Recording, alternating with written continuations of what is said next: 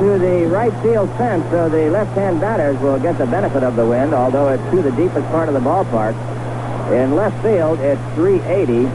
Right down the line, it's 301, but the fence almost goes straight out. And then over in the left center gap, and right center, rather, it's 420. So it's a good poke down that right field side for the left-hand hitters. So Bell is warming up. We're about ready to go. Horace Clark will be stepping in, and now let's turn it over to Joe for the first half of the ballgame. Okay, Jerry. The announcement from the press box that the temperature in the press box at game time is 62 degrees. So it's one of those days where pitchers will be shooting for the bat handle. Stick a few bees in those bats, and the hitters are not quite as aggressive as they might be. The wind will be a factor here. Any pop fly that goes up could turn out to be an adventure. Gets higher than the stands, it's a trick anyhow. But with this wind blowing today, blowing out towards right field, it could really provide some interesting plays. Gary Bell came over from the Cleveland Indians, loosening up. Al Downing for the Yankees. John Flaherty, who played umpire, standing off to the side. There goes the door to second base by Mike Ryan. Leading off will be Horace Clark. Clark batting .263. Horace, the last couple of weeks, has really been rapping. He's been hitting the ball hard. He's been jumping on the first pitch a lot, not letting the pitcher get ahead of him. He opened up a ball game the other night here. First pitch, double or left. Minnesota, Detroit. Tied. Red Sox, half game out, White Sox 2. Here's the first pitch of the game. It's a slow curveball for ball one. 1 ball, no strikes. Ball game just getting underway. The 1-0 delivery by Bell is a strike. The weather is holding down the crowd. There are many seats in the bleachers. For all the other games, they were just jam-packed. But that's wide open out there. This whole ballpark is pretty much wide open. Here's a foul ball out of play upstairs. It's really no double deck. It's single deck. There are some loge boxes or mezzanine seats, whatever you want to call them.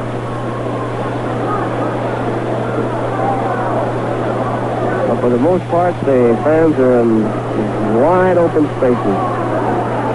The 1-2 pitch by Gary Bell. Outside, 2-2. John Flaherty behind the plate.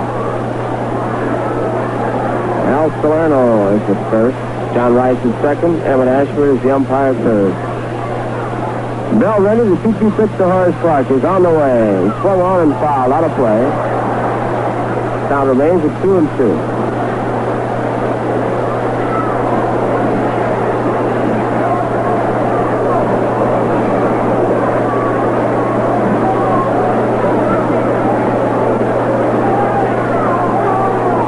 And 2 strikes on Clark. Bell looking in. Ready.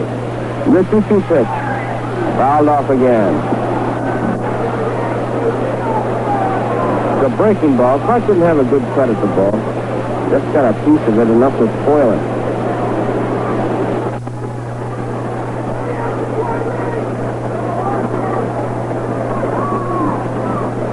Bell ready once again. Clark waits. 2-2 pitch on the way.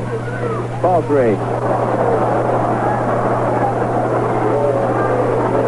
So Horace Clark has worked the count full. 3 balls, 2 strikes. Leadoff man here in the top of the first inning. Bell is ready. The payoff pitch. Swung on and fouled out of play upstairs. Clark's getting his cut. Neither ball club took batting practice. Field was covered. No batting practice, no infield practice.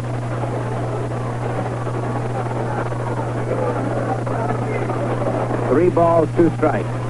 Gary Bell ready. Here's the pitch. Ball four. Horace Clark draws the walk. Clark is on. The batter is Jake Gibbs. Gibbs batting .235. 4 home runs. 24 runs batted in.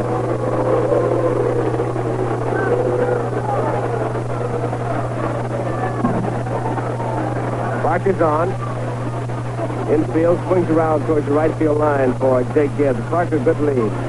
He's stolen 16 bases. Bell checks Clark. Throws it first. Clark is back.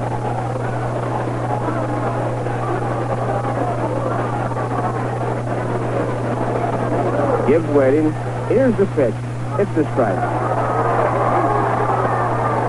A curveball.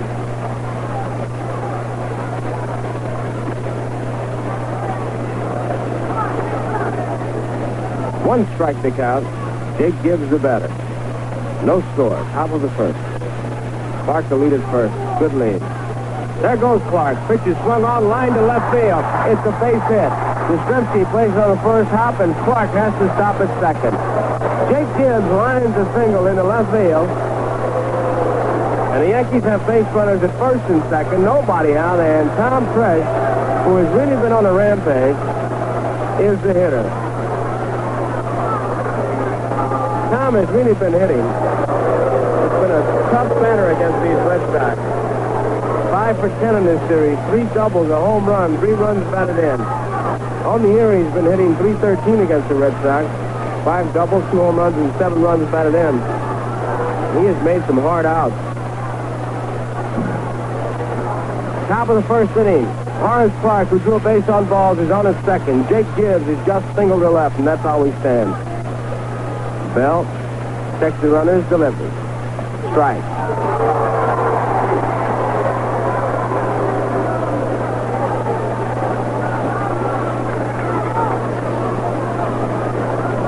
Outfield towards right field. A lot of room in left center. Reggie Smith is in right center field. Harrelson is deep and right. Bell gets his sign. Petrocelli breaks in behind Clark. The throw is not in time.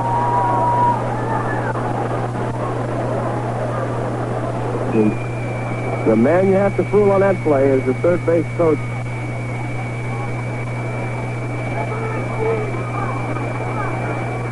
One strike to count on Trey. Here's the pitch. Swung on a bouncing ball. George Scott at first has him. Steps on the bag. Fresh is an easy out. Both runners advance. Clark is down at third. Gibbs is on at second. And the batter is Joe Pepitone.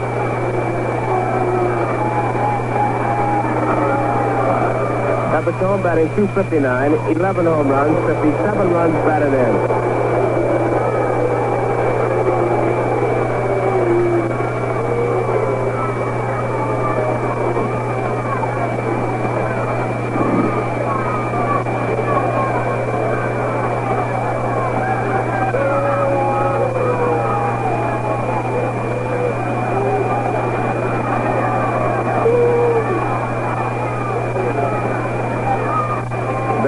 Pepitone waits. Here's the pitch.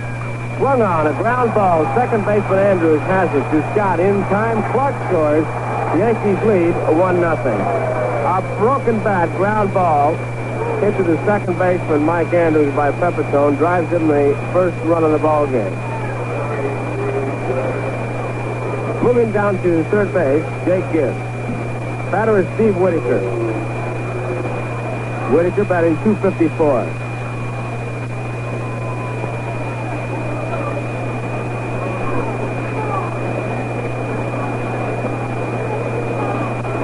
Yankees 1, Red Sox nothing. We're at the top of the first. 2 men out. Time is called now. Mike Ryan has got something in his eye. His trainer, Buddy LaRue, comes out.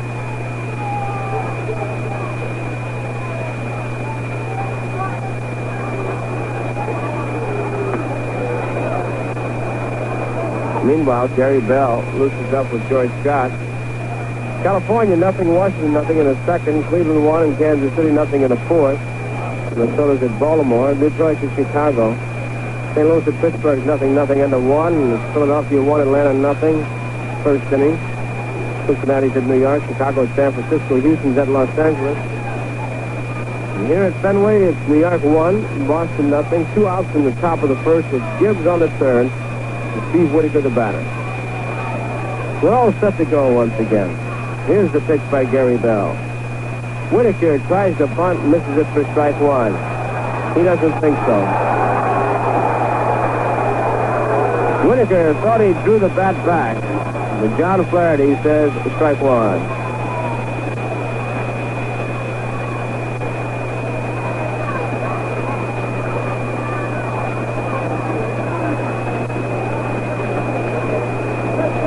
Bell ready. The 1-strike delivery. Outside, 1-1.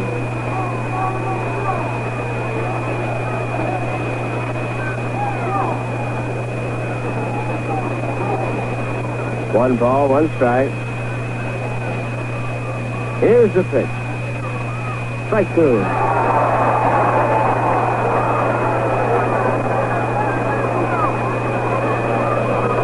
One ball, 2 strikes.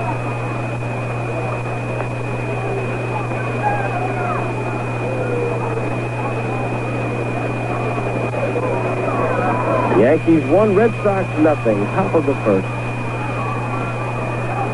Bell taking a lot of time. Takes a look at Gibbs at third, and here's the pitch to Whitaker. Swung on and missed, struck him out. Whitaker is out on strike. First strikeout for Gary Bell. Retires his side. Yankees score 1 run on 1 hit. No errors, 1 man left. The score as we go into the bottom half of the first inning. New York 1, Boston coming to bat. Got my friend sitting here today. Yes, sir, the Whiteout girl. Tell me, any new rules you'd like to see brought into the game? Only one. I'll give every batter who reaches first base a box of Whiteout cigars. How's that going to help the game? Yeah, more players will try to get to first base. It will make the game more interesting. It sure would. You know, you could have your own rally. 9 guys could end up at first base. But do you really think that would work? I know it would. You know how popular White Owls are. You see them everywhere. It's the famous White Owl tobacco that does it. It's aged slowly, mellowed carefully to bring out the mild taste, smooth flavor. Do you really think the fans would go for that? Why not? They're all White Owl fans, too. They know you get a lot more from a White Owl than just smoke.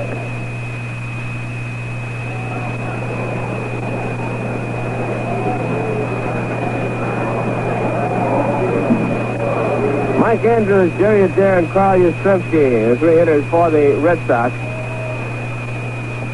Yankees lead 1-0. Al Downing taking his warm-up tosses.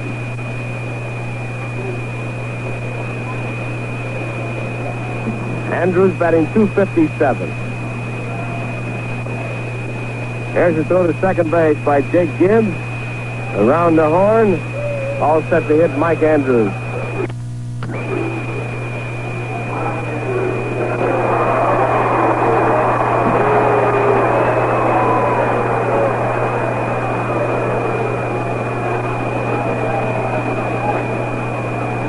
Al Downing. Downing with a record of 13-8.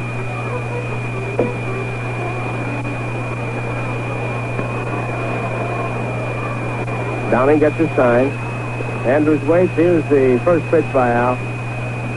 Inside, ball 1, a breaking ball. New York out in front, 1-0. We're in the bottom of the first inning. Threatening skies here, overcast. Downing's pitch is the strike. 1 ball, 1 strike. Nobody on, nobody out.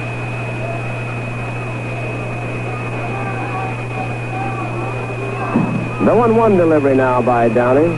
Swung on and fouled back.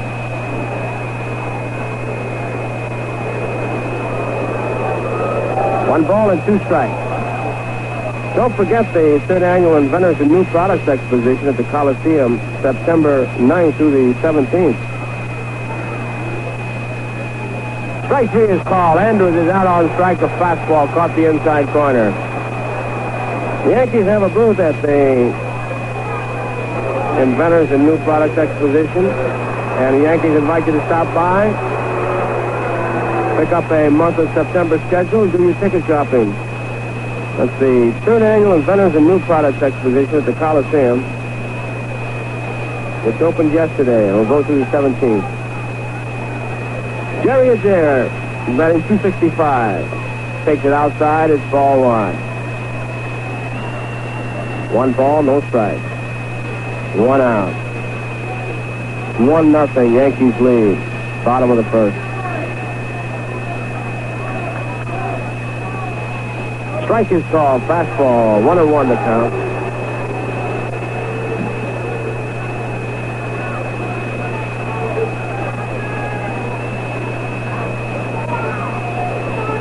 Horace Clark moving White in a little bit. Adair takes it high, and it's ball 2. 2-1.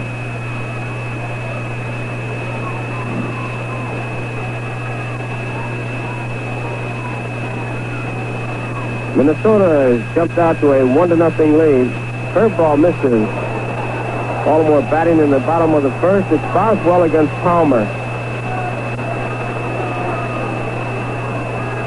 Detroit White Sox game not yet underway. It'll be Farmer for Detroit and Portland for the White Sox. 3-1 pitch. Ball 4. Jerry Adair draws a base on balls, and here is Yastrzemski. Yastrzemski with 39 home runs. 103 runs batted in.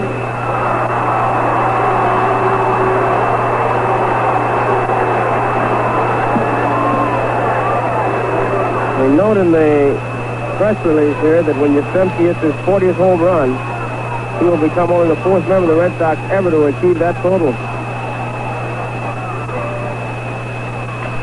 Bouncing ball foul. Jimmy Fox did it twice, 50 in 1938 and hit 41 in 1936. Ted Williams hit 43 in 1949. Dick Stewart hit 42 in 63. He will also be the 19th American leaguer to make it, the 39th major leaguer, and it'll be the 100th time in the major leagues that it's happened, 40 home runs or more. 1 strike to count. Here's the pitch. Low 1-1, curveball.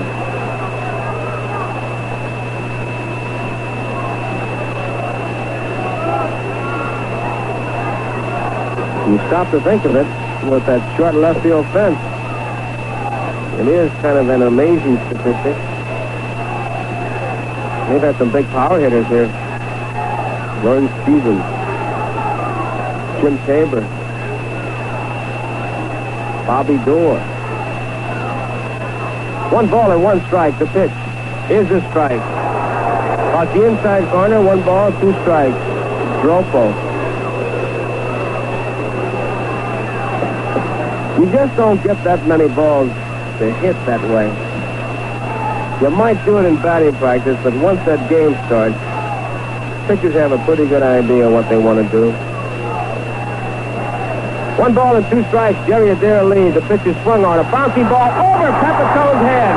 Jerry Adair round second. He's digging for third. He'll make it easily. Adair is running like he has a bad leg. Yastrzemski bounced one over Pepitone's head. It puts base runners at first and third with 1 man out, and George Scott is the batter.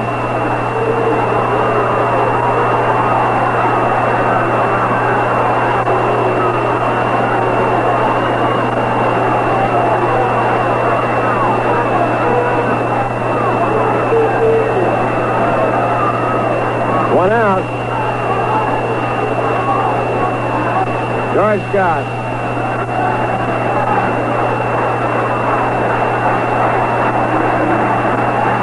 Al Downing gets his sign. Checks the base runners at first and third. Here's the pitch to Scott. It's the strike.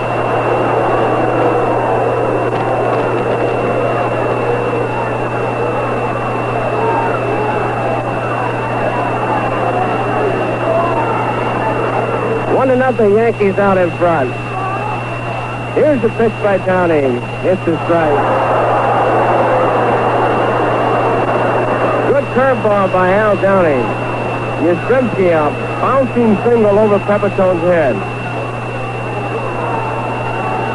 Tip off on the infield here. It hit and got way over Pepitone's head. Here's a two-strike delivery by Downing. Swung on a hot smash past Charlie Smith into left field. A there scores, tied it up. Yastrzemski heading for third. In the second base goes George Scott. George Scott doubles between Charlie Smith and the bag. Driving in Jerry Adair. Sending Yastrzemski to third.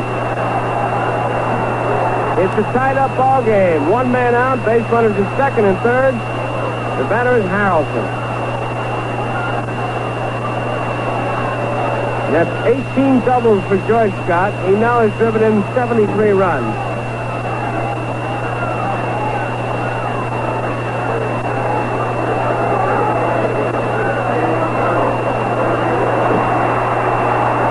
Harrelson, batting .263, has 11 home runs. One man out, first base is open, and Petrocelli is the on-deck batter. Infield is back, Pepitone is in, but even with the bag. Yastrzemski at third, Scott at second. Score tied, one apiece, bottom of the first. Downing gets his sign. And here's the first pitch to Harrelson. Swung on and fouled, out of play, strike one.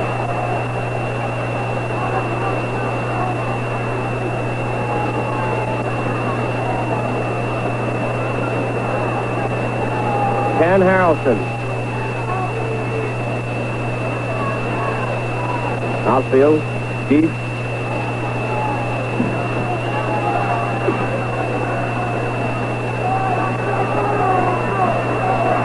Downing, trying to pitch out of a jam.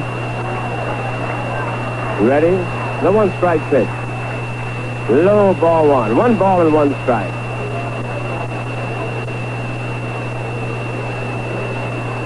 Score all tied, one apiece.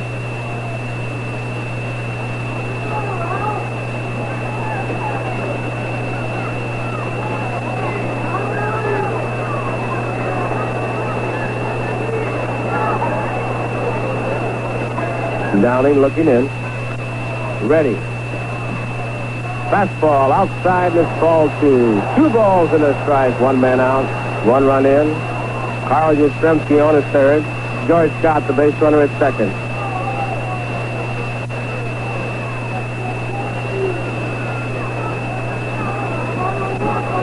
And Harrelson, I'm telling you, he's getting to be where he needs a rake instead of a bat, constantly smoothing out the batter's box.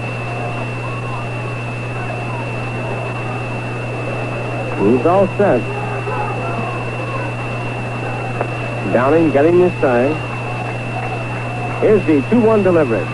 Swung on, bouncing ball. A mile and short has it. Goes to first in time to get Ken Harrelson. Yastrzemski scores, and the Red Sox take a 2-1 lead. Moving down to third, George Scott. Harrelson credited with an RBI.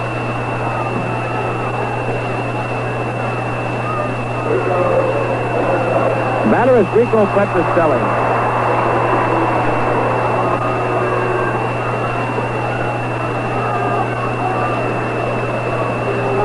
Petrocelli batting .271.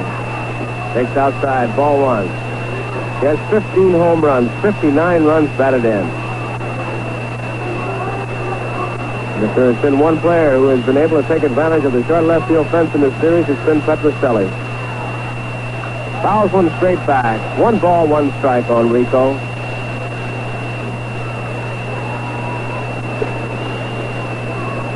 Red Sox 2 and the Yankees 1. Minnesota 1, Baltimore nothing. End of 1. Downing with the 1-1 pitch. Nice play by Gibbs as the fastball was low. Gibbs dug it out nicely. 2 balls and a strike.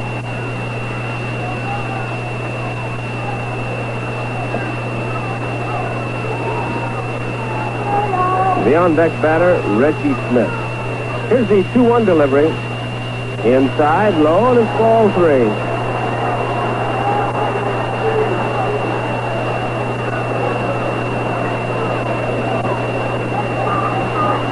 Three balls and a strike. 2 men out. Base runner at third, George Scott. Red Sox 2 and the Yankees 1. Bottom of the first. Here's the pitch. Strike is called a curveball. It's a full count on Rico Petrocelli.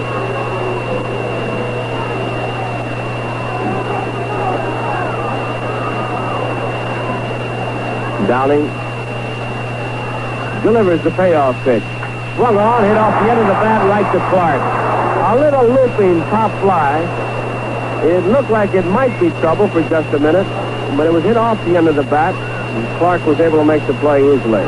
Retires his side for the Red Sox, 2 runs on 2 hits. There were no errors, 1 man left, and the score as we complete an inning, Boston 2, New York 1. I'm about to put on a long plain glass of Saratoga Vichy. Listen. Saratoga Vichy gets its carbonation from nature, the same place it gets its singular taste. I can't imagine how nature goes about carbonating it. The whole process takes place in some rocky enclave deep below the earth. At any rate, when it comes above ground, Saratoga Vichy has a quite unique kind of carbonation. Subdued, but persistent. It keeps a drink perking merrily, far longer than any man-made carbonation. It also keeps a drink fresh tasting. But you'd have to try it to understand what that means. In fact, if you'd really like to unravel the secret of Saratoga Vichy's appeal, there's only one thing to do. Pour yourself a glass and get to the bottom of it. Saratoga, the authentic Vichy behind the yellow label.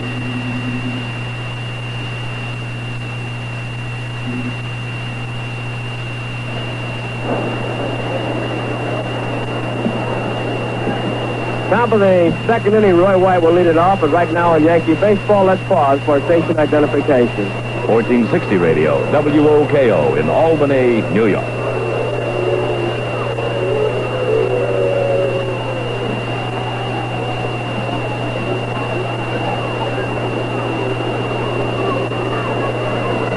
Roy White to lead it off here. The first pitch is a high fastball for ball 1.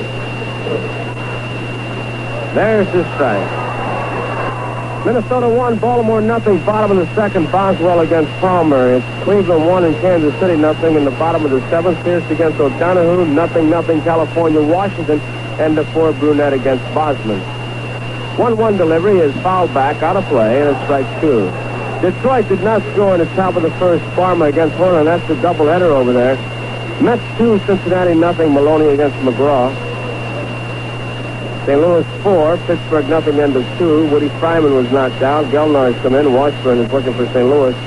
The Phillies lead the Braves 2-0 in the bottom of the third. Johnson against Bunny. Line drive. George Scott makes the play.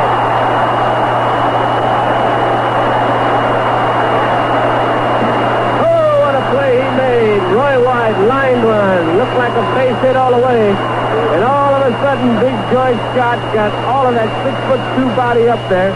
He put the big glove there, and it was a fine play by George Scott to take a base hit away from Roy White. Here is Charlie Smith. The big guy really moves around. Strike is called to Charlie Smith.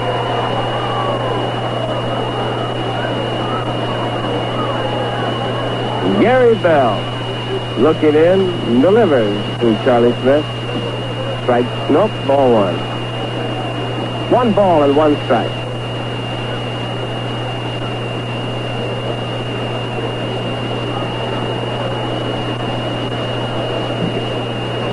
The 1-1 pitch to Smith. Outside, ball 2. 2-1. Red Sox 2 and the Yankees 1. Top of the second.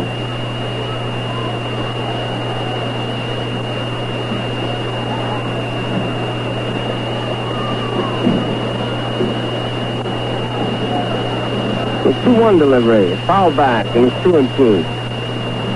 2 balls, 2 strikes, 1 out.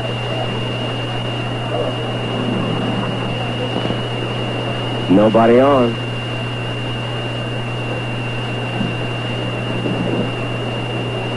Gary Bell.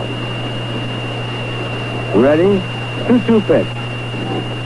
High, ball 3. It's a full count on Charlie Smith. 3 balls and 2 strikes.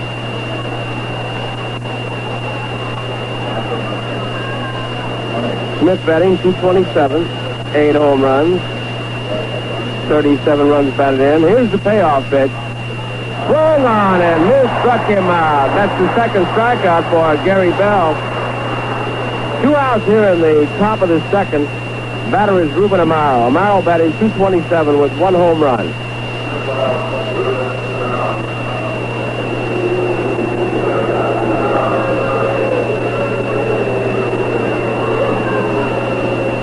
Bell looking in, ready. Amaro waits. Here's the pitch. Outside, ball 1. Bell seems to have picked up his tempo.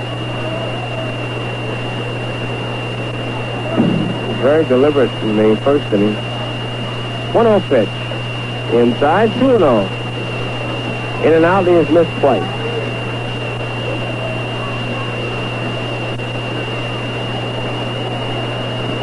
Two balls and no strikes. Al Downing is the on-deck batter.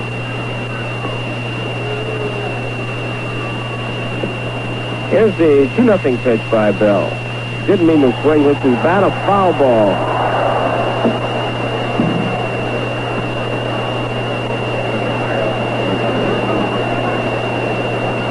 Two balls and a strike. Mel Stottlemyre is throwing in the bullpen. Mel is the probable pitcher. One of them on Tuesday. Took Peterson the other one against the Angels. Here's a fly ball to right field. Harrelson is there. Makes the catch. It's 1-2-3. Well, I don't think I ever remember seeing so many one-hand catches as we see here on routine fly balls. Guess it's all right. The moral of the story is don't drop any. We move to the bottom of the second inning. The score is Boston 2 and the New York Yankees 1. Atlanta keeps your car on the go. For business, for pleasure, in any kind of weather. Atlanta keeps your car on the go. When you want to go places and be free. What a pleasure your driving can be. For quality products and top-notch service, your Atlantic dealer is the man to see. Atlantic keeps your car on the go, go, go, go. You're on the go with Atlantic. On the go, the little difference that makes the difference in how well your car performs can be a clean carburetor throttle plate area. You'll get that difference from Atlantic Imperial, the clean carburetor gasoline. Oh, Atlantic keeps your car on the go, go, go, go. You're on the go with Atlantic.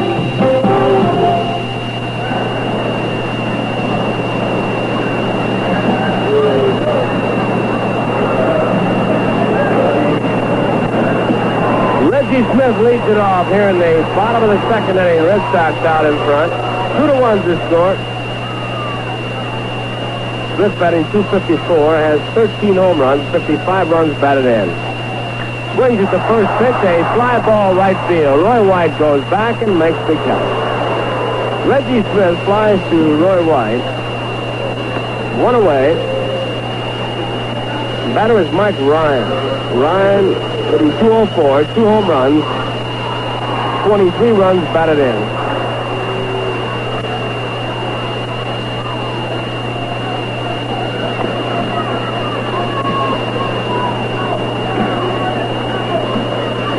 Ryan getting set.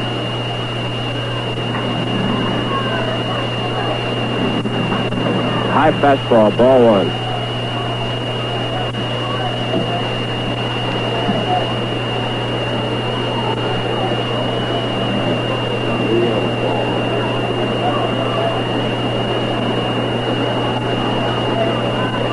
Here's the pitch. High, ball 2. 2 balls and no strikes.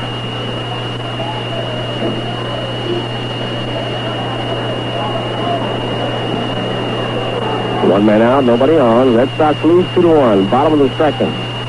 There's the strike. 2 balls and 1 strike.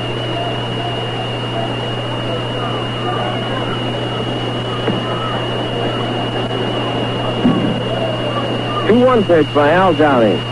Swung on and missed. Strike two. Downing just threw the ball by him. Ryan was a little bit overmatched on that pitch. 2 balls and 2 strikes.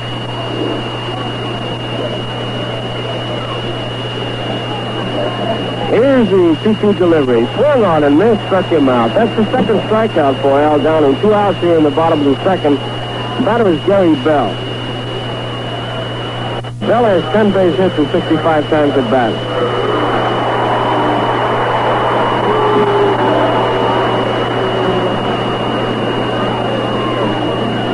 Red Sox 2. Yankees 1. We're in the bottom of the second. Nobody on and 2 men out.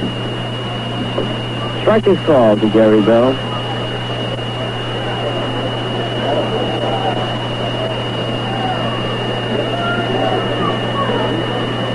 One strike pitch is fouled off at strike 2. Upstairs and back downstairs, and the spectator made the grab.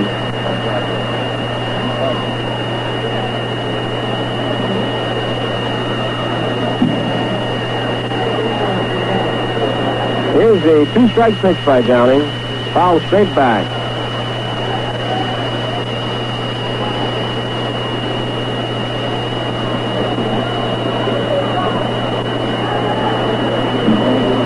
Strike to count. No pitch. Right down the middle. Strike 3 is called. Gary Bell becomes the third strikeout victim. 1-2-3 for the Red Sox in the second. The score as we complete 2 innings. Boston 2, New York 1. Saratoga Vichy is not just a gold-plated name for club soda. It happens to be an utterly unique product of nature, quite apart from artificial fizz waters. And it has attributes that man-made products just can't seem to duplicate. The best case in point is Saratoga Vichy's fizz. You've heard all about it by now. Mild-mannered, long-lasting, keeps perking long after other drinks have fizzled out, all that kind of thing. Well, the reason no one can copy it is that no one's quite sure how nature does it. The other thing they can't steal is the quite extraordinary taste. Completely different from club soda, and a great deal more pleasant than self-styled Vichy's and other mineral waters. The fact is, the Saratoga Vichy people got the best spring first, and they've been there ever since. Saratoga, the authentic Vichy in the yellow label.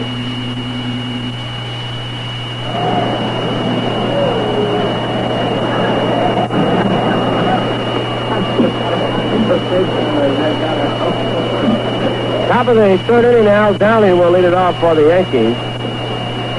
Here's the first TV radio report on the other games. Jim Palmer is making his first start for the Orioles since June. He's been out with a sore right shoulder.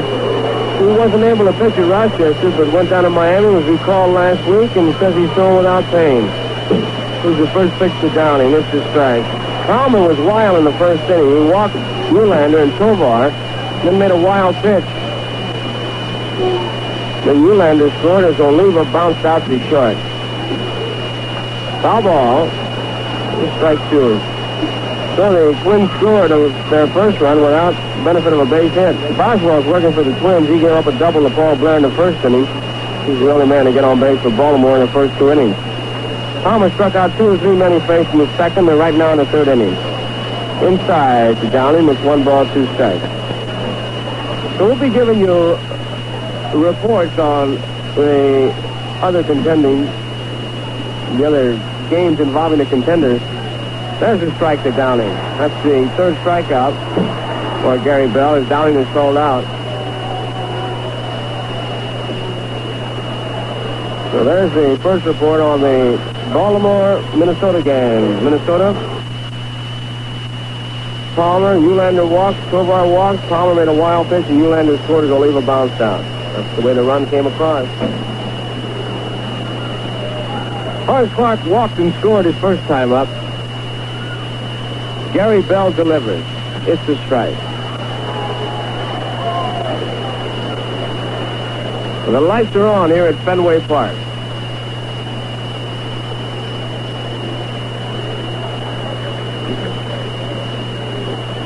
Here's the 1-strike pitch by Bell. Inside, high, 1-1. Sometimes when Clark takes a pitch Looks like he's guessing. Needs to go through all kinds of gyrations to get out of the way. 1-1 pitch. Swung on a bouncing ball. George Scott has it. One hand. Races to the bag in time.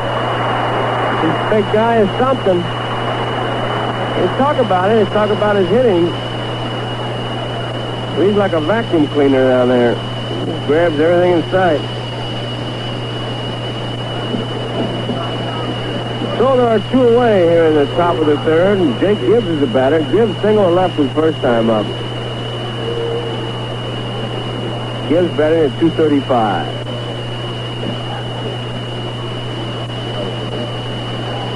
Bell delivers. Strike.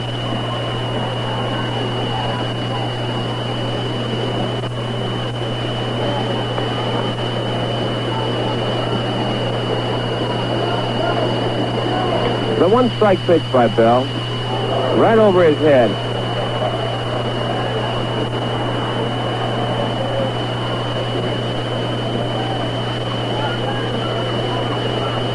One ball, one strike. That hit him. Jake Gibbs hit by a pitch ball. Hit him right on the elbow. Gibbs is on at first base, hit by a pitch ball. Well, Tom Fresh is the batter with 2 men out and Gibbs at first. Fresh bounced out to George Scott his first time up. The sharp-breaking curveball, Gibbs went into it and broke in, hit him right on the elbow.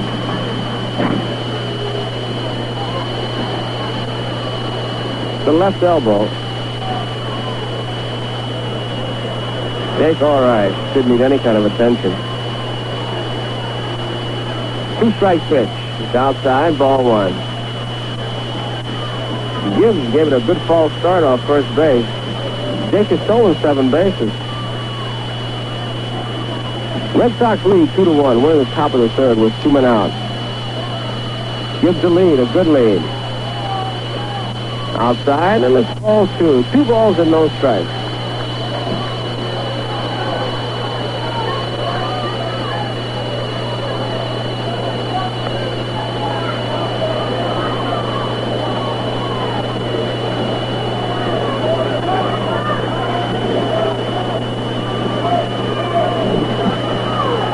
Bell ready. Fresh waits. Gibbs a good lead off first. Swung on. A base hit for Tom Fresh in the center field. Gibbs is rounding second. He'll make it to third. Heading for second is Fresh as Reggie Smith had trouble coming up with the ball. It's a single and an error. Tom Fresh singles the center field, sending Jake Gibbs to third. And when Reggie Smith had trouble coming up with the ball, Fresh continued on into second base. So it's base runners at second and third, 2 men out. Top of the third, Joe Pepitone, the batter, with the Red Sox out in front, 2-1. Pepitone batting 259. Tom Fresh continues his fine hitting. He's 6 for 12 in this series.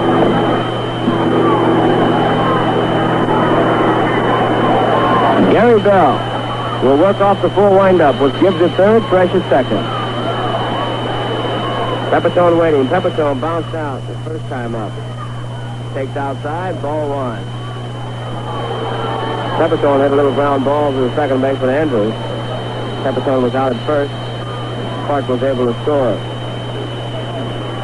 2 men out. Bell ready. Here's the pitch.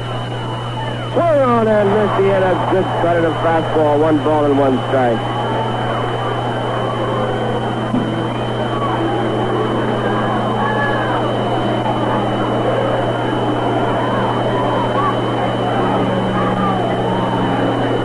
One ball, 1 strike.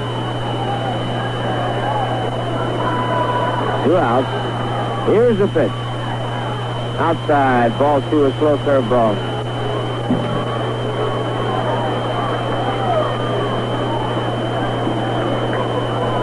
Balls and a strike to count on Joe Pepitone. Top half of the third inning. Boston out in front, 2-1. Gary Bell taking a little bit more time now.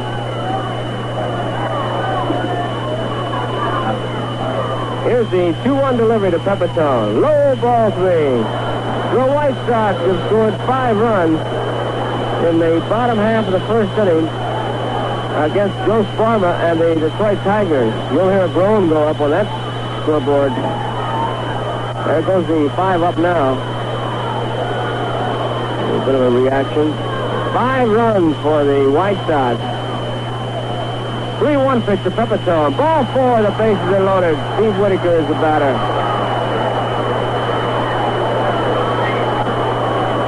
That's the second walk given up by Gary Bell.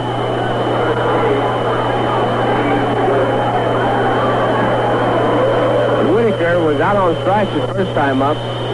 Dick Williams has taken a very slow, deliberate walk to the pitcher's mound. Nobody has been throwing in a bullpen. Somebody getting up now.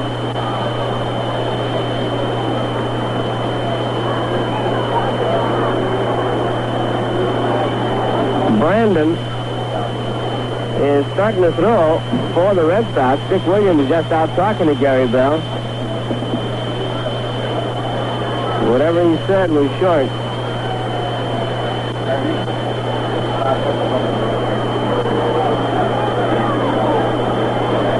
Steve Whitaker, bases loaded. Jake Gibbs is on his third. Tom Thresh is on his second. Joe Pepitone is on his first. 2 men out. Top of the third, Red Sox lead 2-1. Gary Bell looking in. Ready. Whitaker waits. Here's the pitch. Swung on and missed strike 1. He took something off the curveball and Whitaker was way out in front.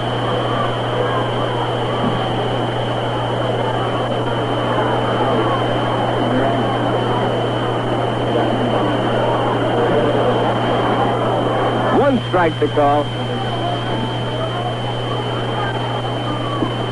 Bell ready.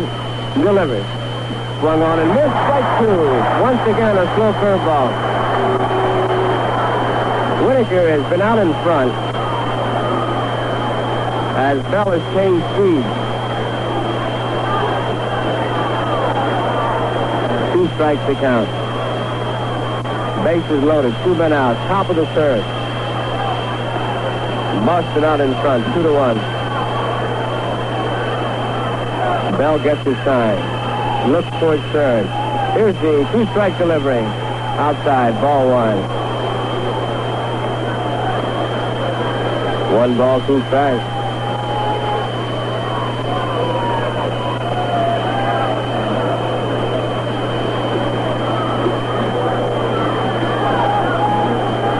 Bell looking in. Whitaker waiting. We're set. The 1-2 pitch on the way. Outside, 2-2. Whitaker almost chased a curveball, the outside part of the plate. Bell has not given Whitaker a fastball this time at bat. It's 2 balls, 2 strikes. Here's where he wants a decision, right here. With 2 men out, that will not go to 3-2.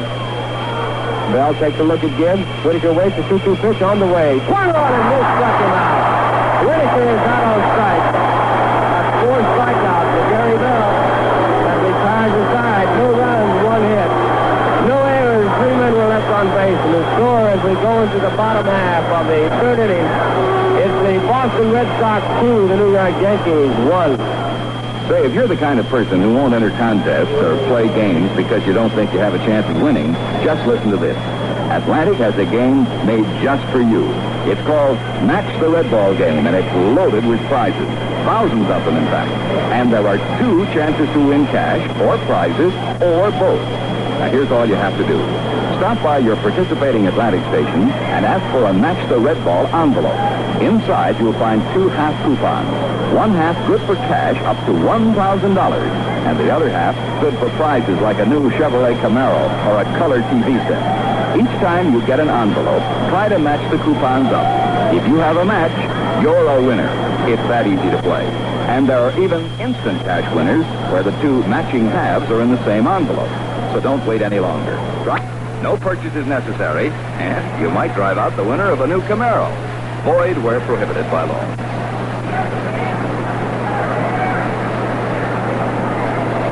Bottom of the third inning. Mike Andrews will lead it off for the Red Sox. Gary Bell pitched out of a jam.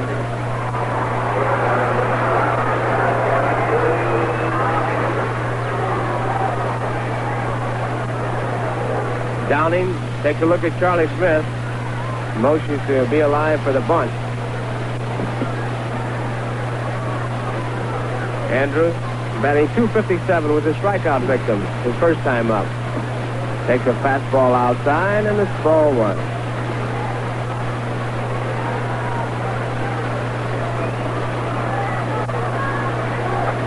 The 1-0 pitch by Downing. Low, ball two.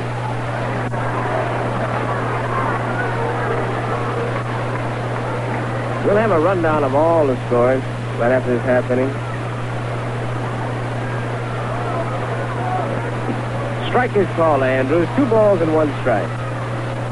Andrews was taken all away. Eddie Popowski coaching at third. Bobby Dorr coaching at first. Outside, ball 3. Downing has walked 1. Jerry Adair came home to haunt him.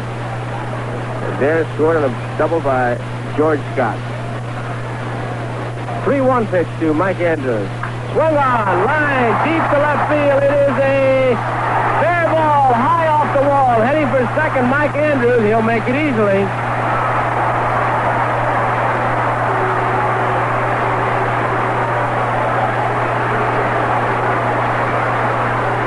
Mike Andrews doubles high off the wall in left field. The batter is Jerry Adair. Adair walked, scored in the first inning. Batting .265 with 9 home runs, 35 runs batted in. Red Sox lead 2-1.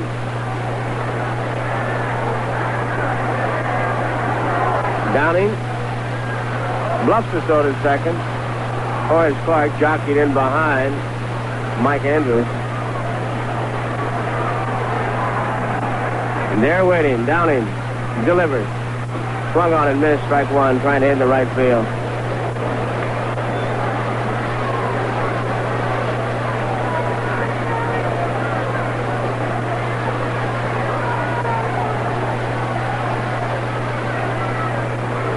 Downing ready, Adair waits. Here's the pitch. Swung on, little looper down the line in right field. It is curving foul. Ball boy makes the play.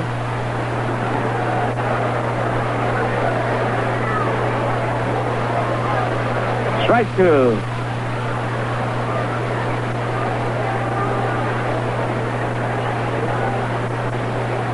Two strikes.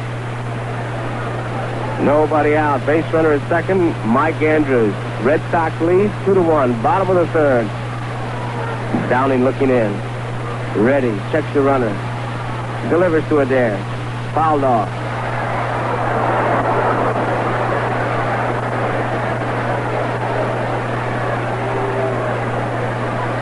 Jerry Adair going all the way to the right side. Hoping he can at least get the ground ball, pick up the base. Yastrzemski is the on-deck batter, followed by Scott. 2-strike pitch now by Al Downing. Outside, ball 1.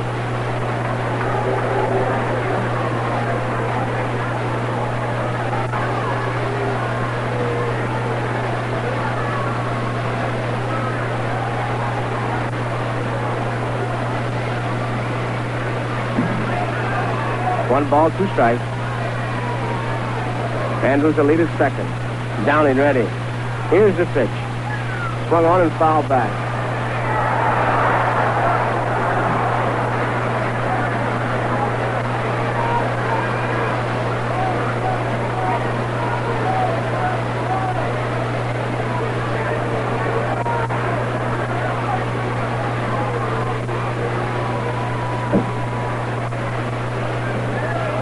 One ball, 2 strikes.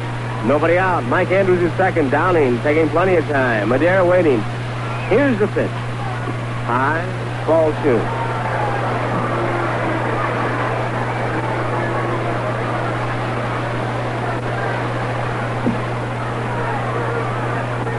Two balls, 2 strikes. 2-1. Red Sox lead. Bottom of the third. Downing checks Andrews at second, delivers to Adair. Fouls it off. Downing, for some reason, continued to give him the ball outside. Adair trying to go into right field. And fouled him off. The Tigers went down in order in the first inning. And the White Sox came up with 5 runs, and we'll tell you how they made them in just a moment.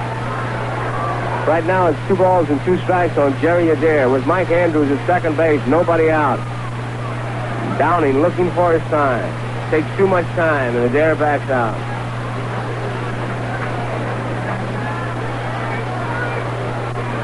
Here's the pitch. Strike is called, a fastball over the inside corner. And that's 4 strikeouts for Downing. The batter is Yastrzemski. Right now in Yankee baseball, let's pause for station identification. Light golden Kruger Pilsner made a little at a time by the people at G. Kruger Brewing Company of Cranston, Rhode Island, who take their time. This is WCSS in Amsterdam, New York. Time called now by the second base umpire. Some youngsters put a banner over the wall along the third baseline. We were asked to remove it. Here's Downing's first pitch to Yastrzemski. Strike, says John Flaherty. For the White Sox, Tommy Agee led off with a single and stole second. And Bill Ross was playing right field for the White Sox, then hit the Norm Cash at first, but Swarma dropped Cash's throw for an error. Boyer's single scoring Agee. Ward single driving in Voss. Crosby tripled to left center for 2 more runs. And Padres came on to replace Swarma. 1 strike pitch to Yastrzemski is a foul tip, strike 2. It was the first appearance for Padres for the Tigers since August 8th. You can always sore arm. And after retiring 2 men, Joe Horland, the White Sox pitcher, drove in Causey with a single, and the White Sox lead 5-0. 2 strikes to count on Yastrzemski.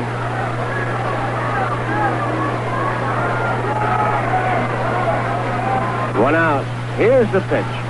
Outside, 1 ball, 2 strikes.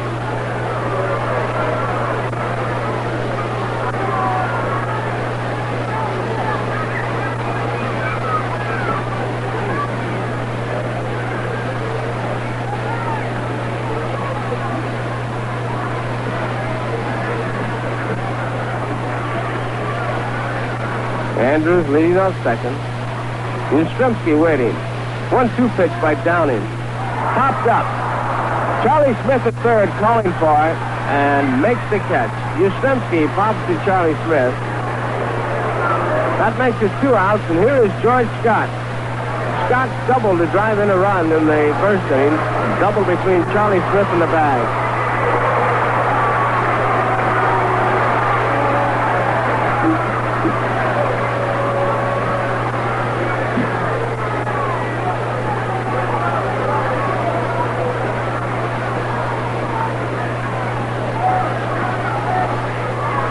Downing ready. Scott waits. Here's the pitch. Strike is called. George Scott wants to know if it was swinging or if it was called. Started to swing, held up, but John Flaherty said strike 1.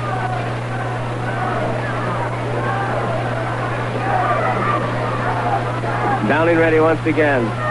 The 1-strike delivery. Outside, 1-1.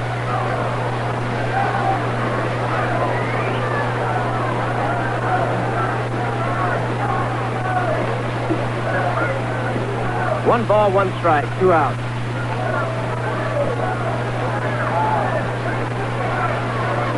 Red Sox out in front, 2-1. Mike Andrews at second base.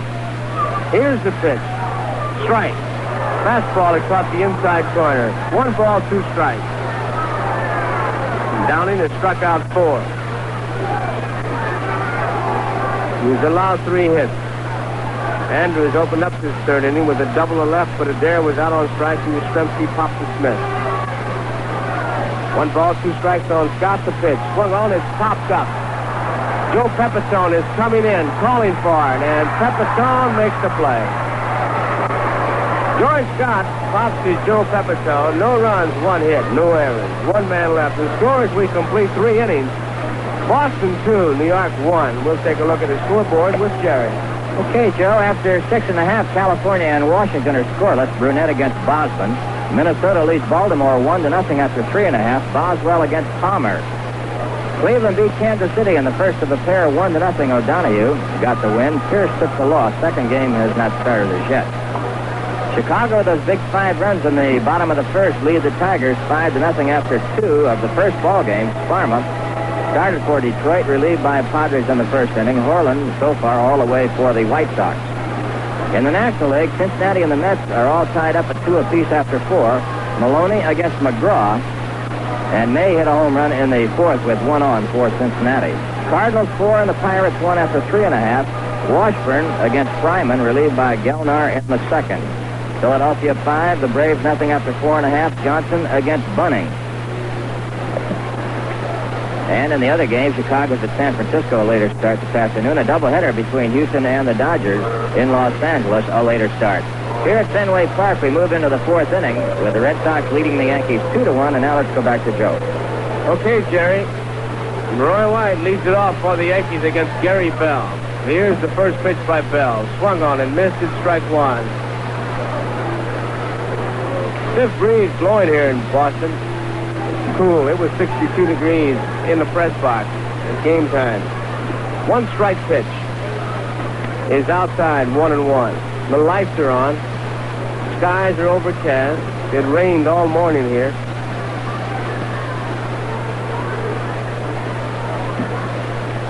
Here's the 1-1 pitch by Gary Bell. Swung on and missed, and the count on Roy White, 1 ball and 2 strikes.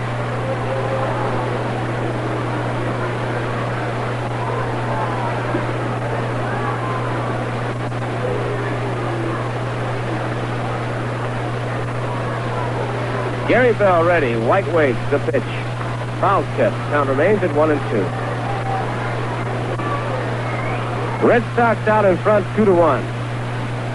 Top of the 4th. Yankees will be back home on Tuesday night against the California Angels. Led by Bill Wrigley. 1-2 pitch. 2-2.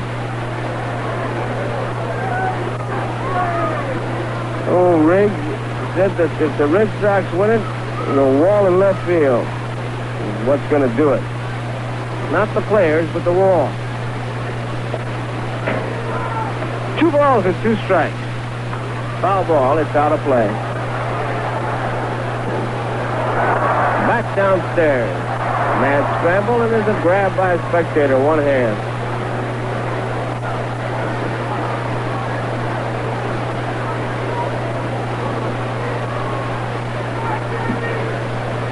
Two balls and 2 strikes. White waits. Bell delivers. Swung on, and it is a foul ball. Al Salerno had to bounce out of the way. Ball boy makes another fine play. Umpires wearing blue shirts with the dark suits. Usually they're white shirts.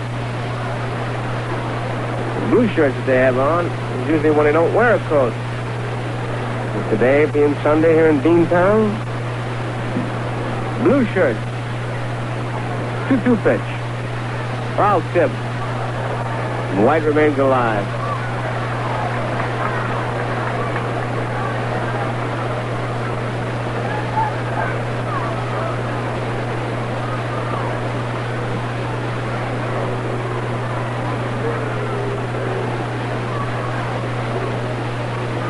Here's the 2-2 delivery. High drive, center field. Reggie Smith moves back. He's there, makes the catch. 1 out. Roy White lines to Reggie Smith in straightaway center field. The batter is Charlie Smith, who struck out his first time up.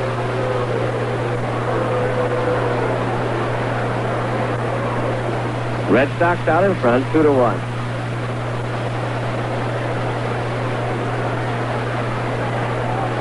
Bell ready. Delivered.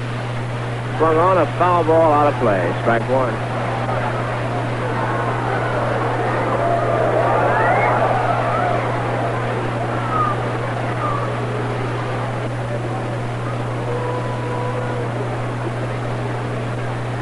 I don't know if it's just me, but hitters seem to be smoothing out batters' boxes more and pitchers working on the mound more. 1 ball, 1 strike. Professional people called groundskeepers are paid to do that, and they do it so well with rakes and the proper equipment. There's a bouncy ball to Jerry Adair. Over to Scott in time. But ball players just don't feel right unless they work on the grounds with their spiked shoes. Now, Smith just dug a hole, and Ruben's going to cover it up. Seems like every other hitter's got his own way.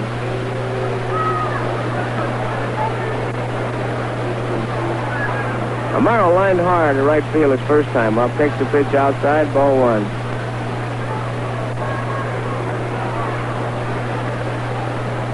Red Sox out in front, 2-1. Here's the 1-0 pitch. Foul back, and it's 1-1.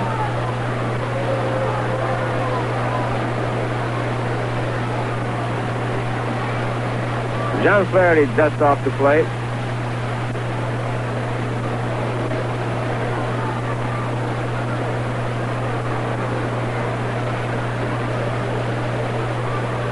One pitch. High pop fly. Foul territory. George Scott moving back. Has room. Makes the catch. Ruben Amaro fouls out to George Scott. 3 up and 3 down. So as we go to the bottom of the 4th to score, Boston 2, New York 1.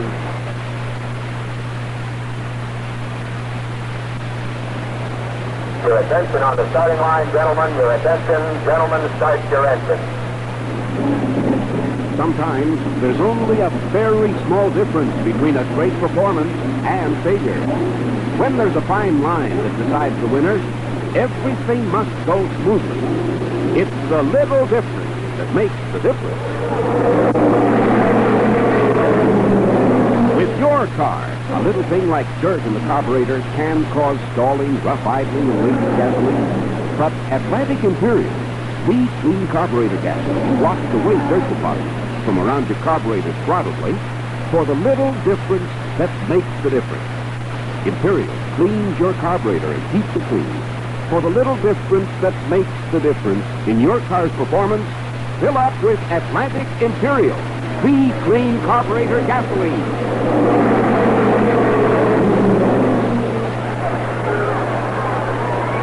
Ken Harrelson leads it off for the Red Sox here in the bottom of the 4th inning. You know, we're talking about ball players smoothing out the batter's box and the mound and all that. A thing that's become so noticeable is that pitchers will let a ball player do that. I mean by that, Yastrzemski, a big roar has gone up as the Baltimore Orioles have taken a 2-1 lead over the Minnesota Twins. Now here's Downing watching Harrelson smooth off the batter's box and getting set. I remember that Rube Marquardt talking about that. They'd holler at you and upend you. Here's one. It deep to center field. Way back is Whitaker. That ball is out of here. A home run. Straight away center field.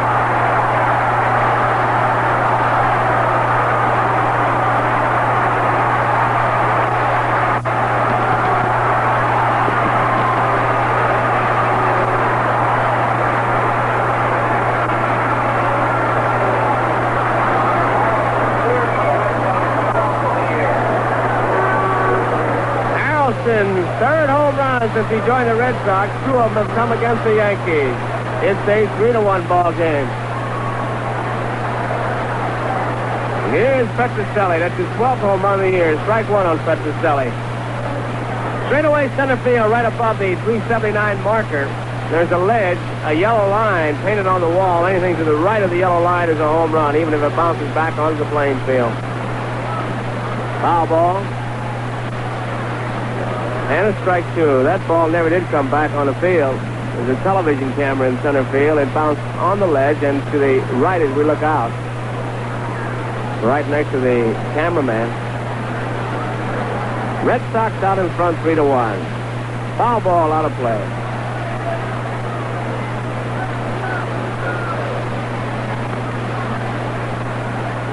Baltimore 2, Minnesota 1, Chicago 5, and Detroit nothing. Boy, if that should end up like that for the day, it would just tighten it up. Here's the pitch. 1 ball, 2 strikes, fastball missed. Minnesota and Detroit right now are even. Red Sox is half game out, and Chicago 2 games out. Curveball inside is 2-2. So, if Baltimore would beat Minnesota, the Red Sox would be a half game in if they'd win. There's a swing and a miss, strike 3. 5 strikeouts for Downing. I tell you, trying to figure out this American League race is like working a crossword puzzle with a ballpoint. You just can't do it. Here's Reggie Smith. All kinds of articles in the papers here, asking different people. They ask Ralph House. They ask Sam Mealy and Casey Stengel. Here's the pitch to Smith. It's inside, ball 1. Ask the 3 gentlemen, which of the 4 clubs would you like to manage?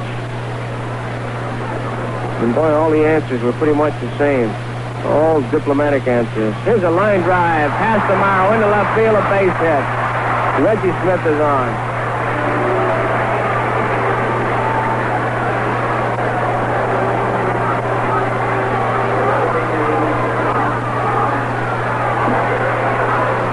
Here's Mike Ryan. Ryan struck out his first time up. We're in the bottom of the 4th inning. Red Sox out in front, 3-1. A home run by Harrelson has just added the 3rd run. Lead by Reggie Smith. Outside, ball 1. Smith has had great success running against the Yankees. He was on the front end of a double steal last night. He was stolen 14 bases. He's getting a walking lead. Here's a throw by Downing. That was not the good move. 1 man out. 1 run in. Boston 3, New York 1. Downing at the belt. Check Smith. Here's the pitch. Outside.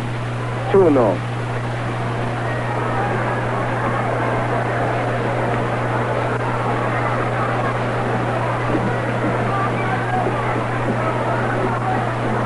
One man out.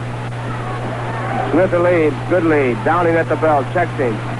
Delivers to Ryan. It's the strike. 2 balls and 1 strike. Bunker has replaced Palmer in the 5th. Baltimore 2 and Minnesota 1. The end of 4. Smith the lead at first. 2-1 pitch to Ryan. Is swung on and missed. Strike 2.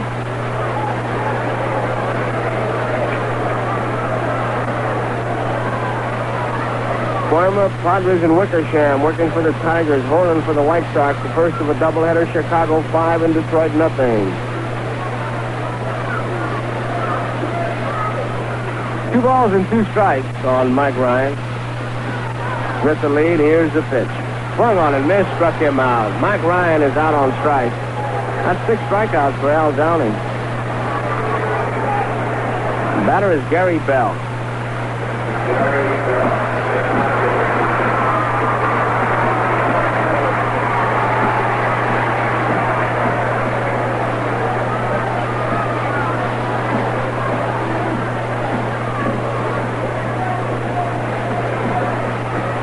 Downing's delivery. Low, ball 1.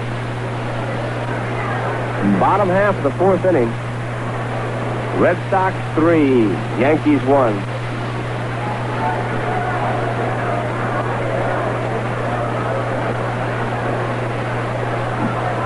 Bell was out on strike the first time up. Lead by Smith at first. Here's the pitch. It's a striker curveball. 1 ball and 1 strike to count.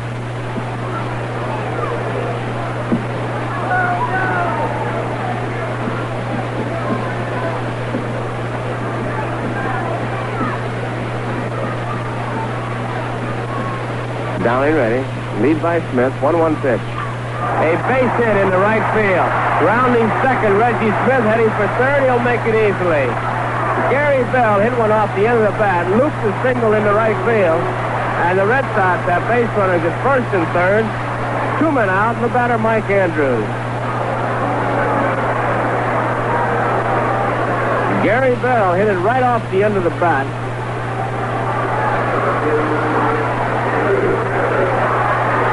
Here is Mike Andrews.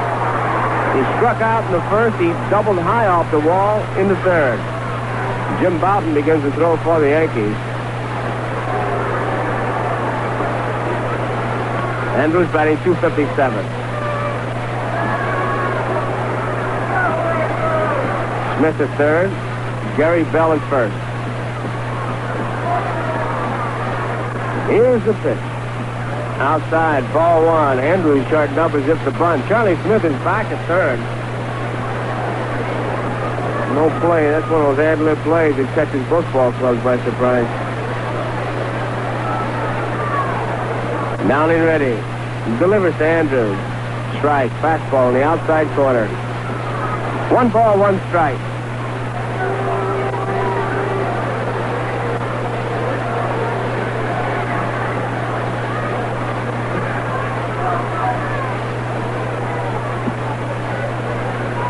Here's the 1-1 pitch. There goes Gary Bell. The pitch is thrown back to Downey. They got the runner trapped between third and home. Here's the tag by Gibbs, and he drops the ball. Jake Gibbs dropped the ball. The double steal. A swing and a miss by Andrews. Gibbs threw it back to Downing. Downing cut it off. Gave it to Charlie Smith. They had Reggie Smith trapped. Smith gave it to Gibbs, who dropped the ball. It's a 4-1 ball game. It's an error on Gibbs.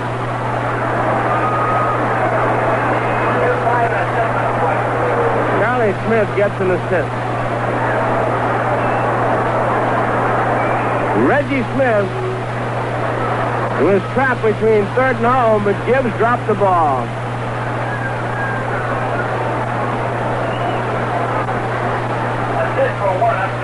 Here's the pitch, swung on, bouncing ball. Ruben Amaro has the big hop over to first in time. Andrews is out, Amaro to Pepitone. The Red Sox scored 2 runs. There were 3 hits, 1 error, 1 man left on base. The score as we complete 4 innings. Boston 4, Yankees 1.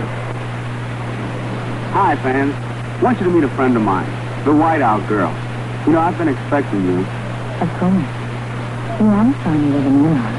Tell me something. Are there any rules in baseball you'd like to see changed?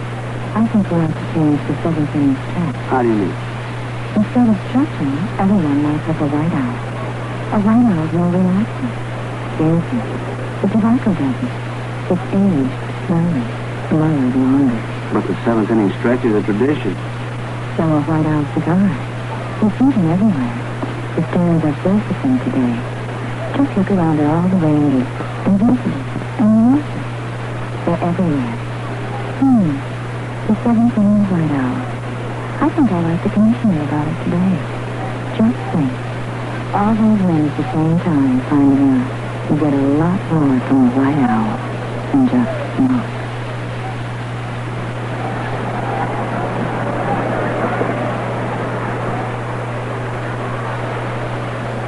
We're going to have a pinch hitter for Al Downing. Jerry Kenny is coming out. He'll be the pinch hitter for Downing.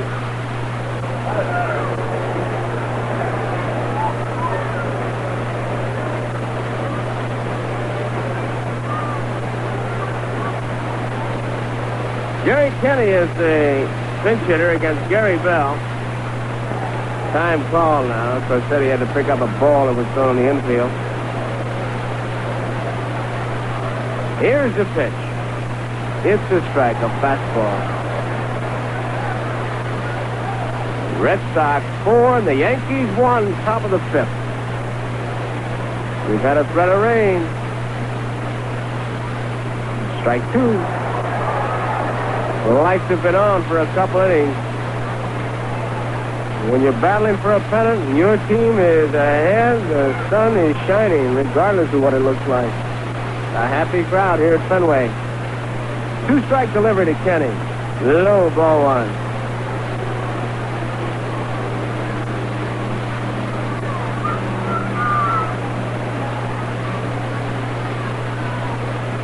1 ball and 2 strikes. Swung on a bouncing ball. Foul down to first base coach Lauren Babe.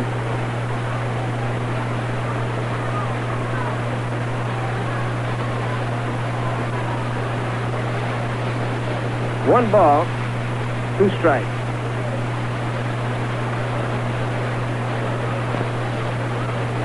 Here's the 1-2 delivery. Swung on and missed, and Kenny is out on strikes. That's 5 strikeouts for Gary Bell.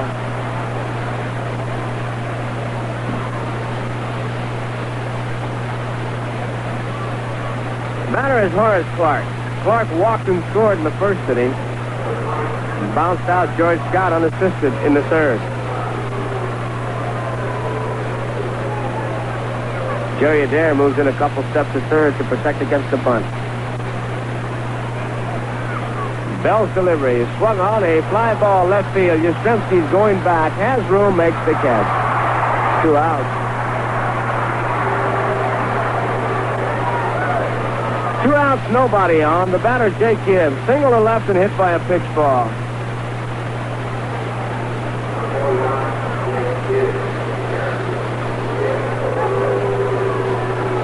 Red Sox 4, Yankees 1. Baltimore 2, Minnesota 1. Bottom of the 5th, there's the strike to Gibbs. Cleveland beat Kansas City 1-0. O'Donohue came up with a 3-hit shutout. The 1-strike delivery by Bell is strike 2.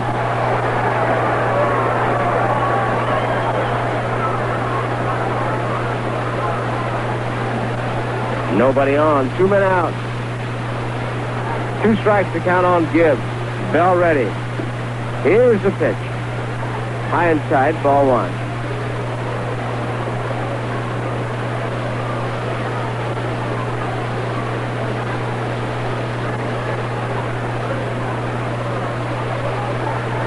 One-two pitch. Foul back, high fastball. Gibbs got a piece of it.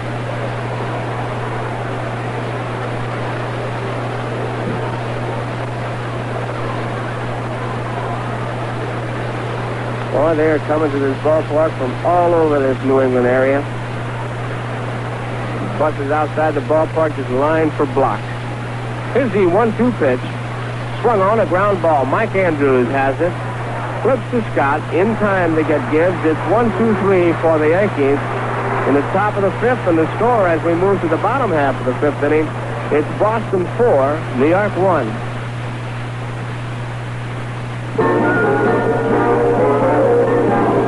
Atlantic keeps your car on the go.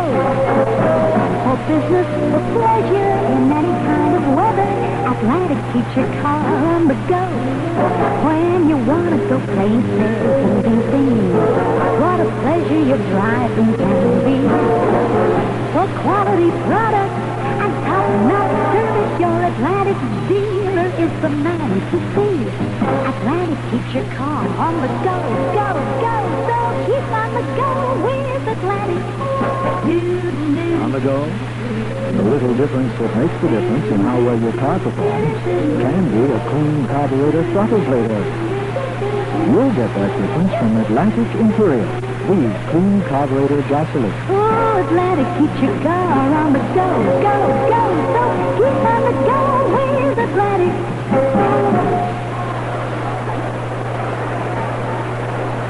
The new pitcher is Jim Fountain. Jake Gibbs out talking to Jim here in the bottom half of the 5th inning. It'll be Jerry Adair, Carl Yastrzemski, and George Scott. Right now on Yankee Baseball, let's pause for station identification. Yankee Baseball on WCSS Amsterdam, New York, being brought to you in part by the G. Kruger Brewing Company of Cranston, Rhode Island. The brewers of Light Golden Kruger Pilsner will never be able to say they brew the most. They don't mind as long as they brew the best. Jim Bouton taking his warm-up tosses. In the bottom of the 5th inning here. Red Sox out in front.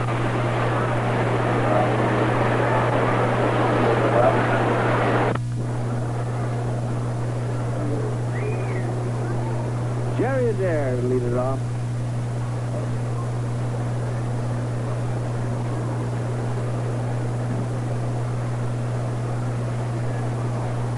Adair walked and scored in the first inning.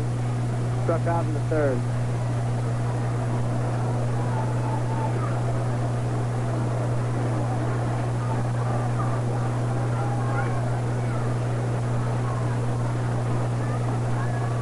A couple banners being paraded through the stands, but can't hardly make them out. When it comes to banners, got to see the ones that are shown in New York, both at Yankee Stadium and at Shea Stadium. Got a sign here, it's just nothing, just says Red Sox on it. Nothing like those signs we see at the stadium. Mountain is still loosening up. Just completed his warm-up touches, and we're all set to go.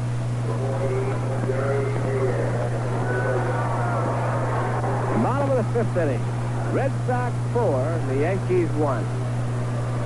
Al Downing replaced by Boughton. Starting to lighten up a bit.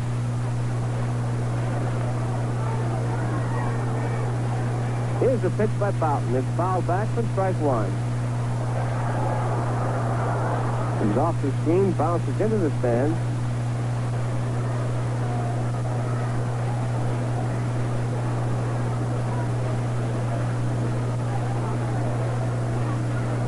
One strike. Here's the pitch. High drive, right field. Moving over Roy White. He has room. Makes the catch. Adair flies to Roy White in right field. Brings up Yastrzemski. Single and scored in the first. He popped to third in the third.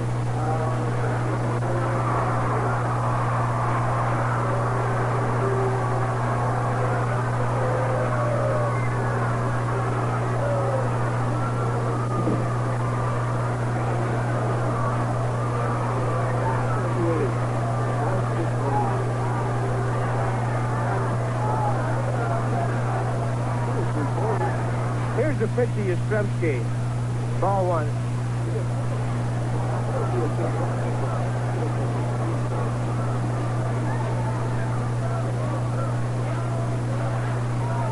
One 0 pitch. High drive, center field. Whitaker's there, makes the catch. There are two outs. 2 up and 2 down. Here's George Scott. They want to look at the baseball now.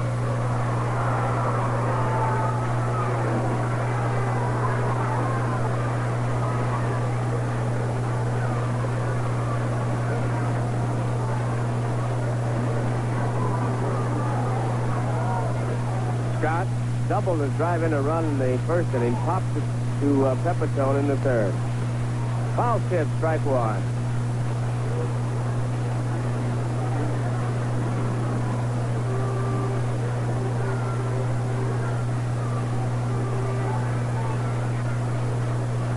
Bob looking in. Here's the pitch. Step foul. Bowden comes off the mound. This strike two.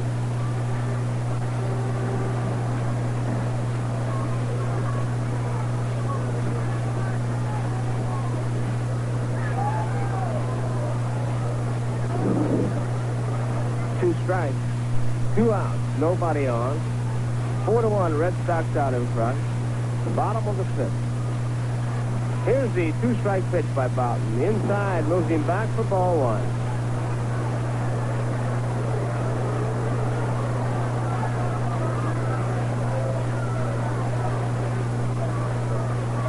The 1-2 delivery now. Swung on and missed. Gibbs drops it. Has to throw him out at first. He does.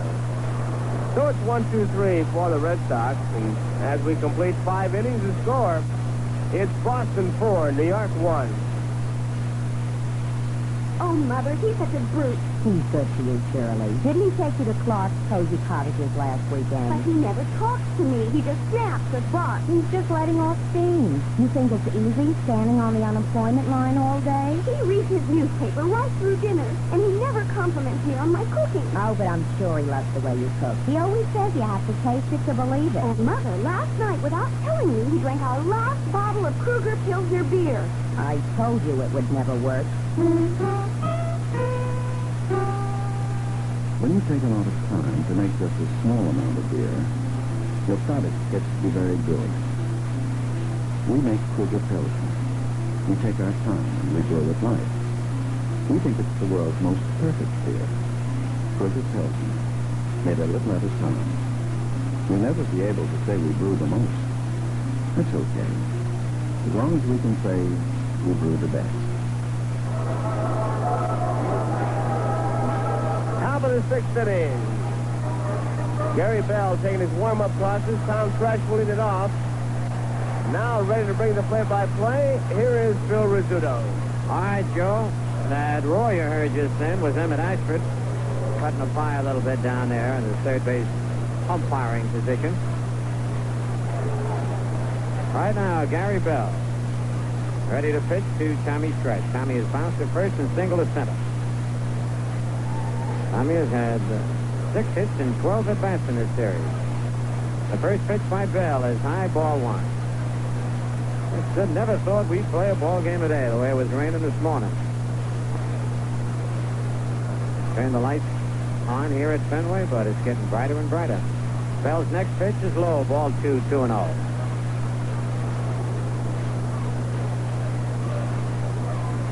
Yankees have had just 2 hits off Bell. Well, the Twins tied the score in the 6th inning, 2-2. They're still batting. Killebrew walked and a triple by Tony Oliva. There's a swing and a miss. High fastball. 2 balls, 1 strike.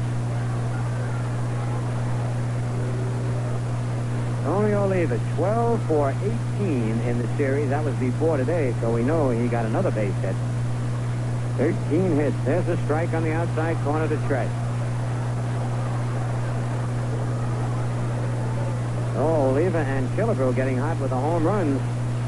Really barreling those Twins along. And the Tigers now in the 5th inning are losing to the White Sox 5-0. Curve low, 3-2 to Tommy Tresh. On deck, Joe Pepitone.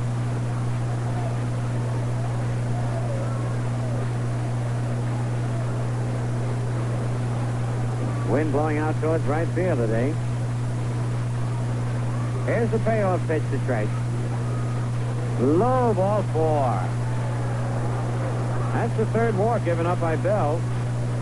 And it brings up Pepitone. Joe bounced to second his first time up, walked in the 3rd.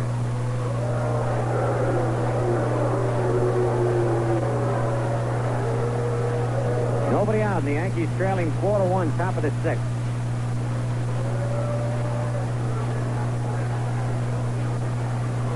Tony Oliva has raised that average fantastic at 287. Pepitone a bounce to the short. Petrocelli goes to Andrews. He drops the ball. He dropped the ball. And he's safe at second base. A routine play. Andrews had no chance for the double play. Knew it. Didn't try to pivot. Just wanted to catch the ball, step on the bag, and the ball popped right out of his glove. It's an error charge to Andrews. And Petrocelli gets credit for an assist. It was a broken back ground ball to short. Enrico had to charge it. Made a perfect throw to Andrews, but he dropped the ball. So Whitaker, who has struck out twice, is the batter. Nobody out, runners at first and second. Imagine that, Oliva up to 287. 2 months ago, he was just barely above the 200 mark.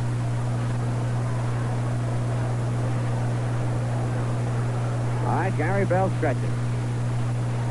Curve over, strike 1 call. And boy, he's been feeding Whitaker nothing but those slow curve balls. And Steve has been swinging from the heels and missing.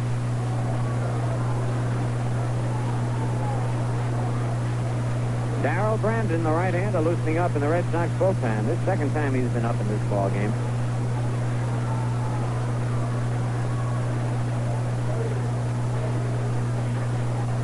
All right, Bell stretches. His pitch fastball, swing and a miss, strike one, and that's the first fastball he's thrown, Whitaker. And he kept it away from him.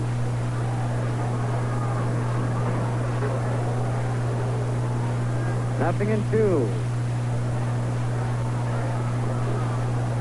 There's some smoke blowing in from over the left field fence onto the field. Might be a small fire someplace.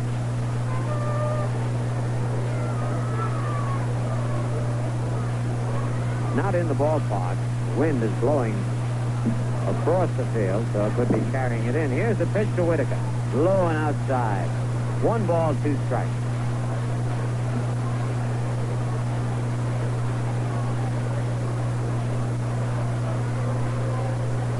Tresh at second and Pepitone at first. Nobody out. The Red Sox lead 4-1. Gary Bell delivers a curve swing and a miss. Strike 3. 3 times he has struck out Steve Whitaker, and that's strikeout number 6 for Gary Bell. And the batter is Roy White, who has lined to first, a great play by George Scott, and then lined to center field.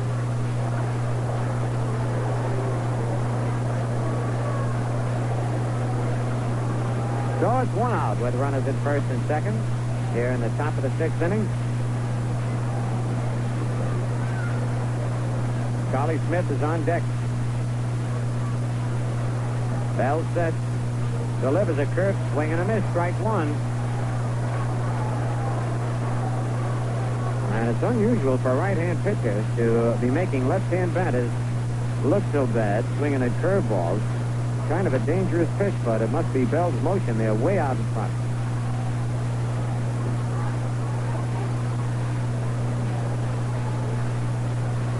Runners lead away. Fastball, ground ball to third. Adair's got it. Steps on third. Throws to first. And the ball is low and couldn't be handled by George Scott, so White is safe. Tresh is out at third base on the 4th play. Jerry Adair had to back up to touch third, and so couldn't get much on the ball, and his throw was low. And you very seldom see Scott miss those balls in the dirt. But White, who can run, crossed the bag. No error on the play. They have runners at first and second. 2 out, and here's Charlie Smith. Charlie is struck out and bounced to third.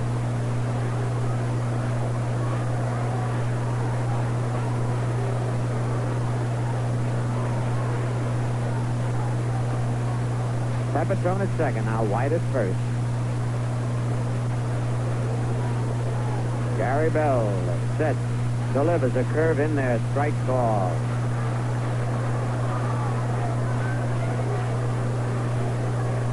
Everybody was saying Red Sox have no pitching. They can't do it.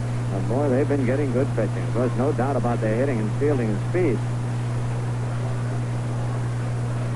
But they're right up there battling for the pennant. Will be right down to the wire. Curve, bounce foul outside of third. Strike 2.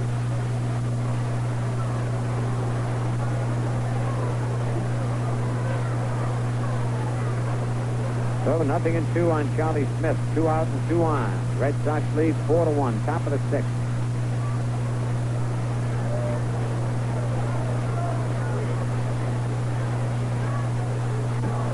On deck, Ruben Amaro.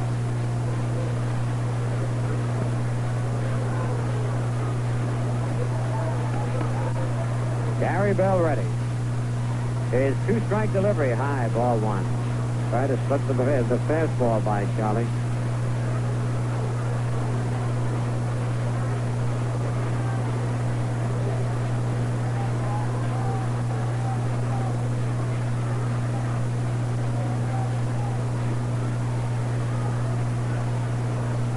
All right, Bell sets again.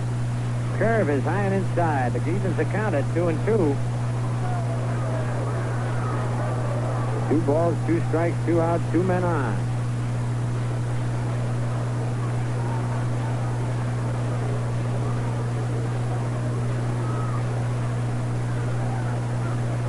So Charlie Smith gets back in the batter's box.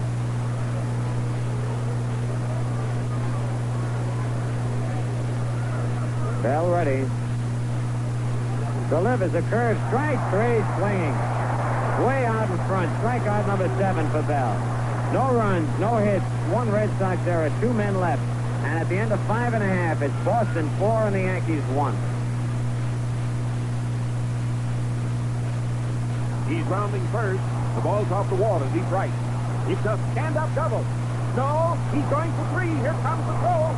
It's going to be close. He's slide head first. He's safe. Triple is one of the most exciting plays and usually one of the closest in baseball. Base or out. The difference can be mighty slight. When it comes to your car's performance, the slightest bit of dirt in the carburetor can cause stalling, rough idling, and gasoline waste. Atlantic Imperial, the clean carburetor gasoline, gives you the little difference that makes the difference. It dissolves dirt deposits in the throttle plate area and washes them away. Imperial keeps your carburetor clean. If you don't like the difference after using 100 gallons of Imperial, we'll pay you $4. Get a receipt for each purchase, then send the receipts to Atlantic, Philadelphia, Pennsylvania, 19101. Get the little difference that makes the difference from Atlantic Imperial, the clean carburetor gasoline. We're ready to go in the bottom of the 6th inning. Jim Bowden, who took over for Al Downing. He'll be pitching to Ken Harrelson, Rico Petrocelli, and Reggie Smith. Harrelson bounced to short his first time up, but in the 4th inning, he hit a line drive home run in the center field bleachers. Harrelson has driven in 2 runs in this ball game.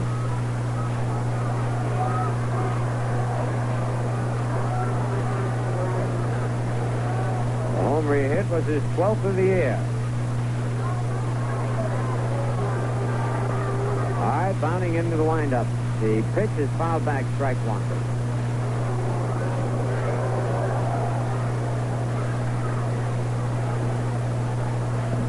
They play Harrelson deep and straight away.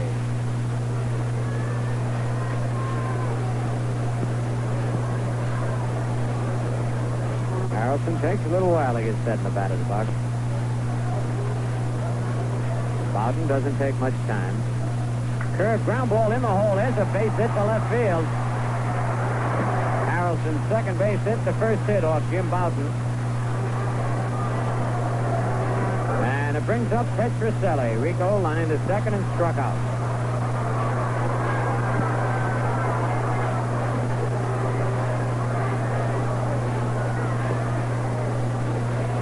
We'll have all the scores of these important ball games at the end of this half inning. Harrelson leads away. Stretched by Bowden. Throw over there, and he has to dive back. Ball gets away from Pepitone, but not too far. Looks like Harrelson might be running on that pitch. He had a big lead.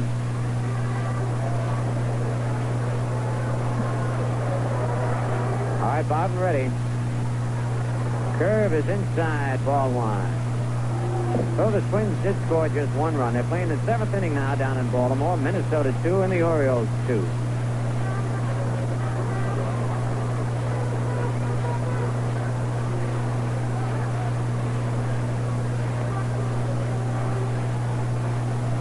And now they're going to put a runner in for Harrelson. Actually, Harrelson is not a bad base runner. He's fast for a big man, but they're taking him out.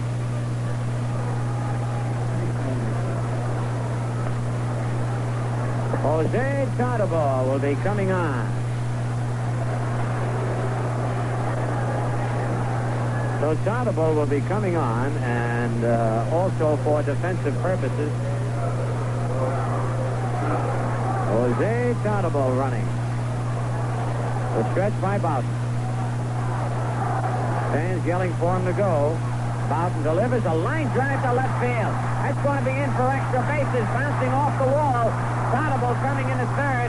Petrocelli goes into second, standing with a double. Rico Petrocelli golfed the curveball in the left field corner. Took 1 bounce high off the wall. Tadabo easily pulled into third. Petrocelli at second. There's nobody out, and here's Reggie Smith, who lined to right and single to left field. And it was Smith who slid home. He was a dead duck at the plate, but he slid home hard and knocked the ball out of Gibbs' hand. The Yankee infield is in. They're going to put Reggie Smith on. They're going to load him up to pitch to Mike Ryan. And you can hear the crowd. There's ball 2.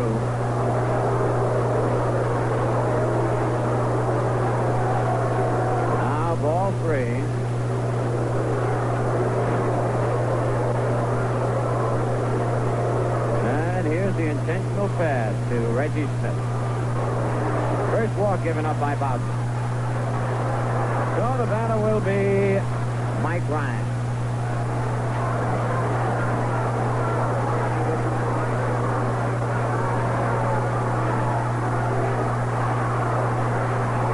The Yankee infield remains in. Ryan has been up twice, struck out both times against Downing. He's a right-hand batter. Stands a long ways from home plate. That is not a Fenway Park stand. All right, about the line. Pitch to Ryan. Ground ball. Fair ball. Down in the corner. Two-run score. Quantible scores. Petroselli scores. Here comes Reggie Smith. He's going to score. Ryan's trying for three. He slides and he's safe at third. Tommy Tresh must have had a lot of trouble. Tresh might have run into the wall down there. He is slipping in left field.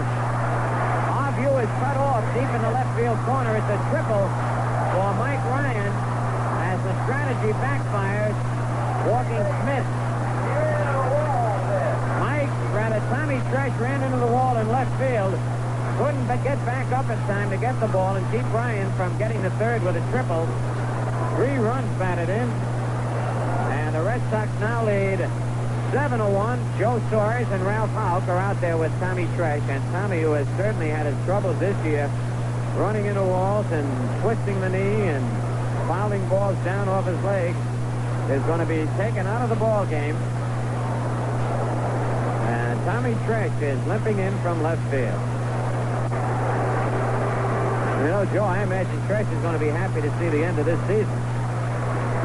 You can't really blame him. It began very early for him, Phil. The injury, the second game, I believe, of the spring training season when he stumbled as he threw the ball, and since then it's been all downhill.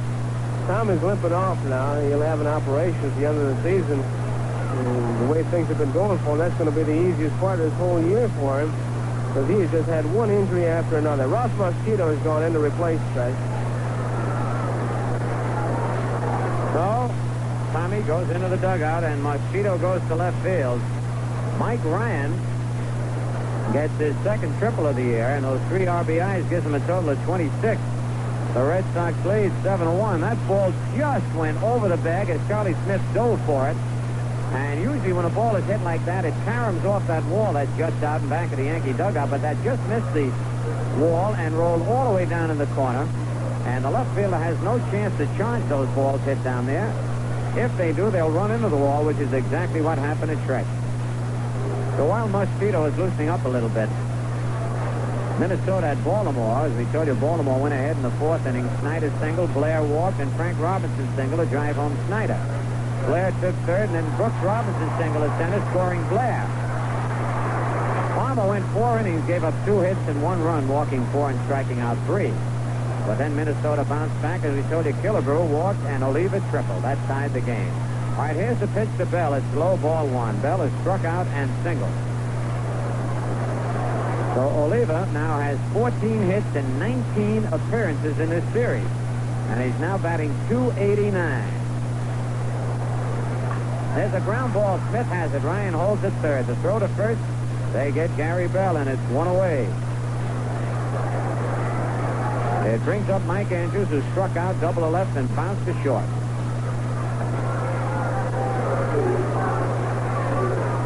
The Yankee infield remains in.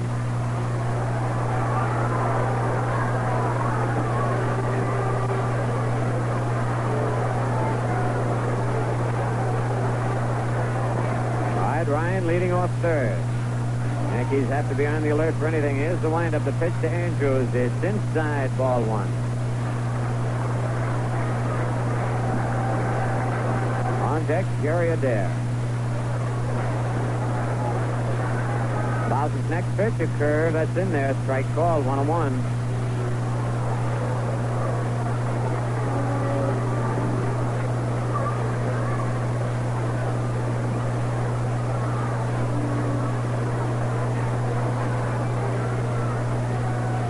Their runner's coming in, the squeeze is on, he bunts it foul. The ball pops off Jake Gibbs' arm.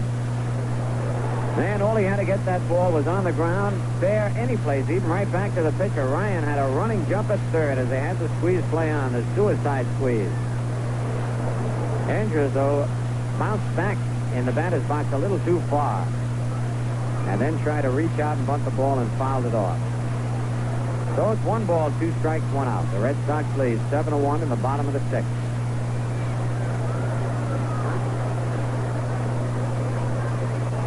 The pitch is hit deep to left field.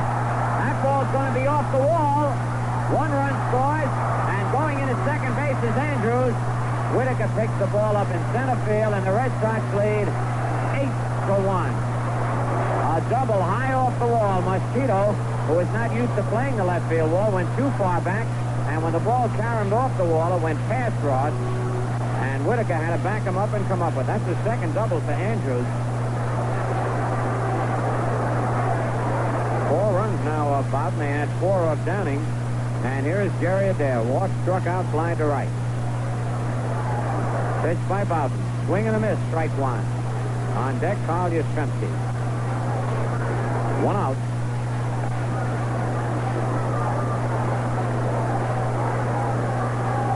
Oh, the Red Sox fans in a happy frame of mind right now. Bowden's pitch is low, 1-1.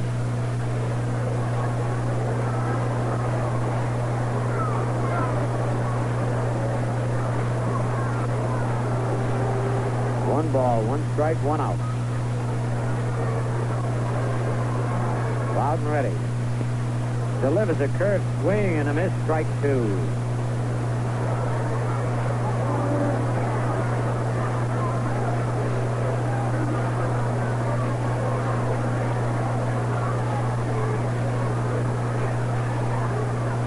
Bowden gets the sign from Gibbs.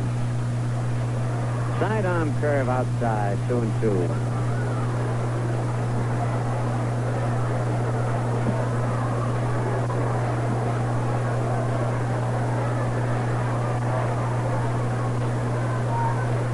Andrews not too big a lead off second. Change up is in there. Strike 3 called. Adair fooled on the pitch. And right now on Yankee Baseball, we pause for station identification. You're listening to Yankee Baseball on WCSS Amsterdam, New York. Today's game is being brought to you in part by the G. Kruger Brewing Company of Cranston, Rhode Island. Brewers of the world's most perfect beer, Light Golden Kruger Pilsner. Carl Yastrzemski, who bounced a single over Pepitone's head in the first inning, popped to third and lined to center as the batter. 2 men are out. Bowden's pitch is inside, ball 1. On deck, George Scott.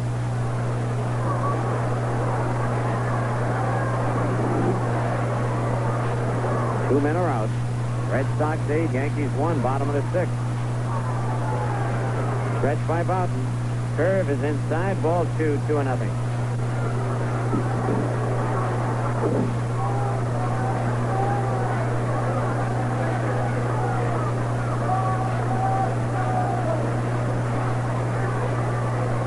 Bowden gets the sign from Gibbs. Curve high, ball 3, 3-0. Yastrzemski looks down at Eddie Popowski. And I don't think there's any doubt that Yastrzemski has a green light here with a 3-0 count. Leads the majors in homers with 39. All right, Bowden ready. His pitch, low, ball 4. He was ready to swing. So it brings up George Scott, who has doubled, popped to first, and struck out.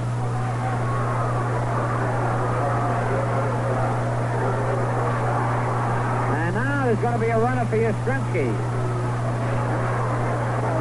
George Thomas running for Carl Yastrzemski.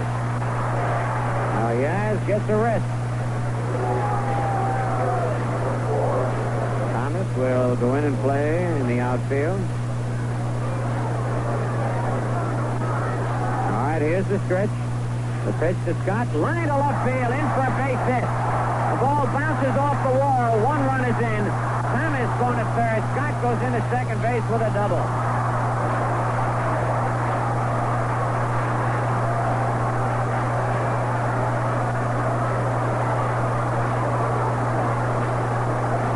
And the Red Sox are in a hit mode right now. Was the 9th Red Sox batter here in the 6th inning.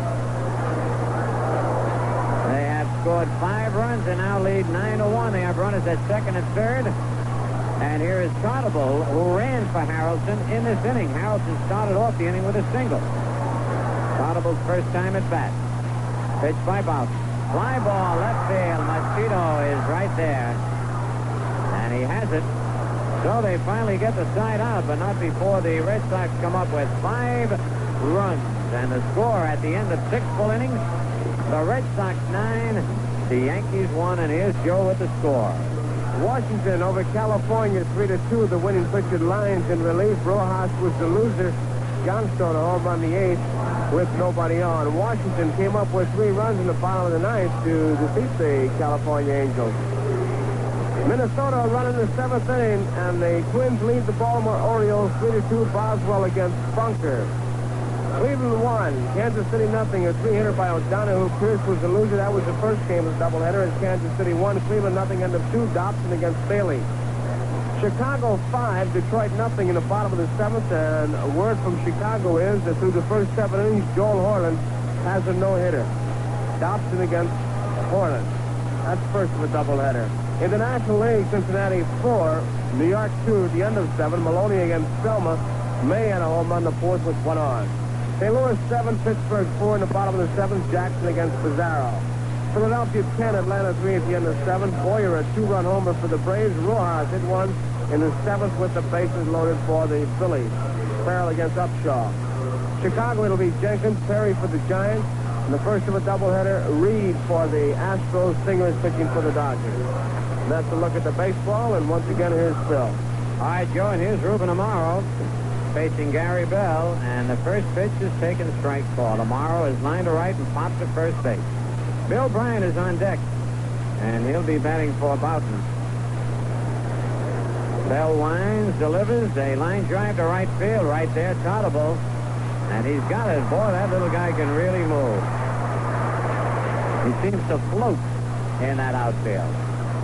Bill Bryant will be the batter. Big left-hand hitter.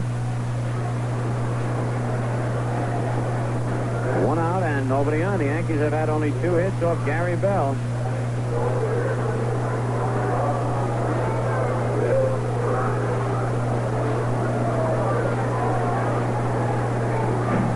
Horace Clark on deck. Here's the pitch to Bryant. He takes it high, ball 1. Yankees scored their 1 run in the first inning. On a walk to Clark, a single by Gibbs, and 2 groundouts by Tresh and Pepitone. That's been it. Swing and a foul back. 1 ball, 1 strike.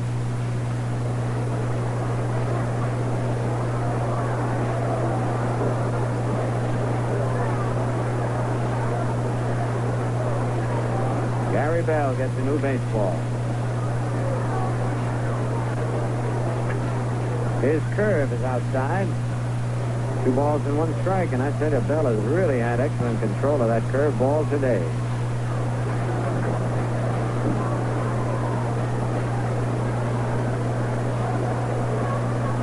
All right, Bell delivers a drive to right field, but Trotable is settling under it. He's there and takes it. So he just went in for Ken Harrelson, gets the first 2 balls hit to him. And here's Horace Clark. Walk, bounce to first, fly to left field.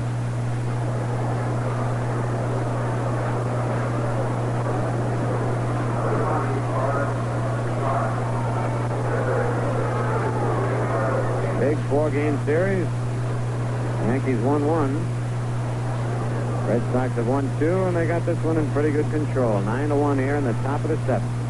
Pitch to Clark is taken, strike call.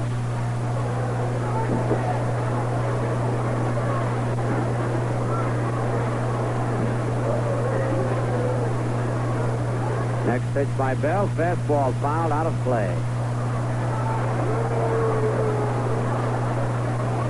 Nothing in 2 on Clark. Jake Gibbs on deck.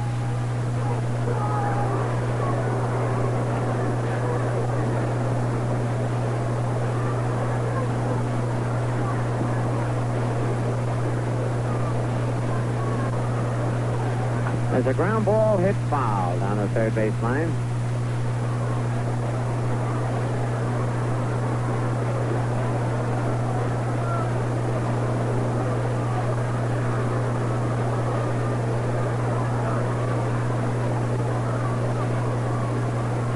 The pitch is hit down the left field line in the air. Digging over is Thomas, but the ball goes into the crowd and out of play. Still 0-2 on Clark.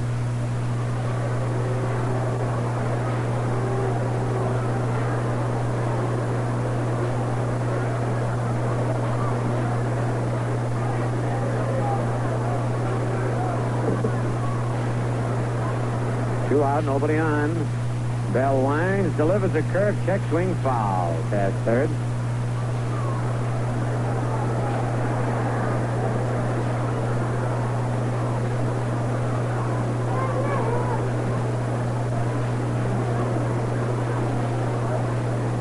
Thad Tillotson loosening up in the Yankee bullpen.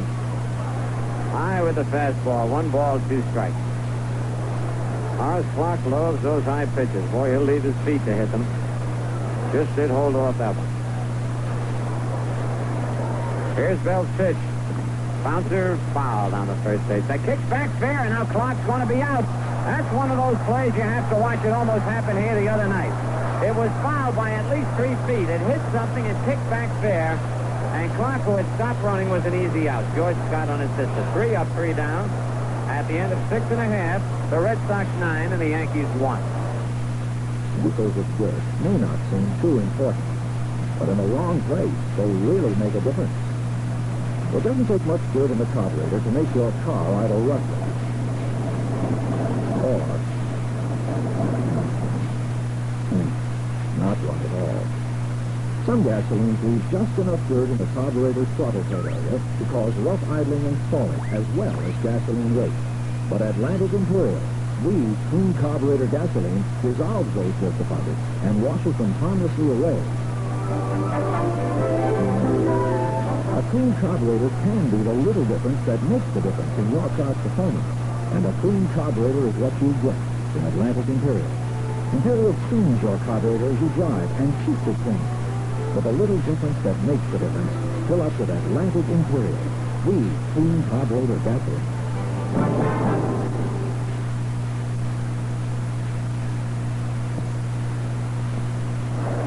Thad Tillotson has come on now to do the pitching for the Yankees.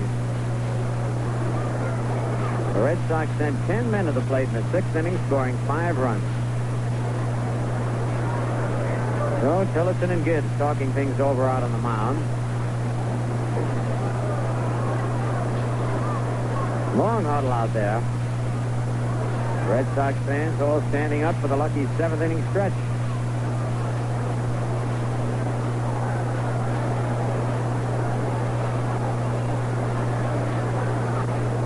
You know, a lot of people seem to think these Red Sox just can't win the pennant, Joe, but I see what Mickey Mantle says is going to be either the Red Sox or the Twins. I saw that article and made a good case for both.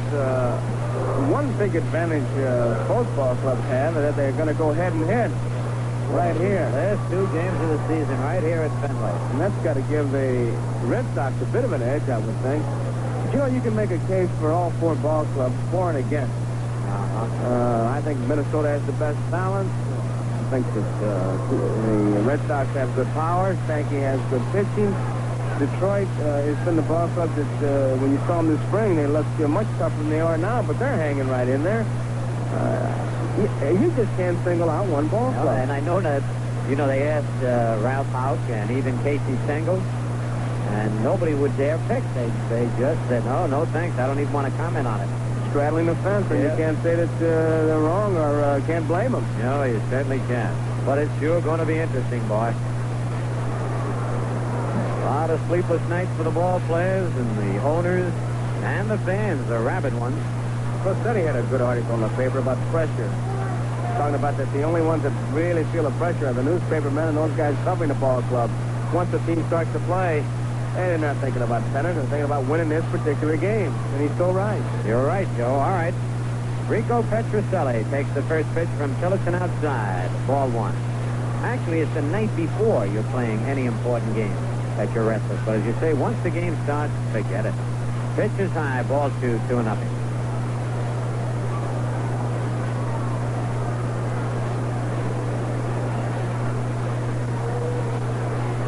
The pitch, broken back grounder off Tillotson's glove.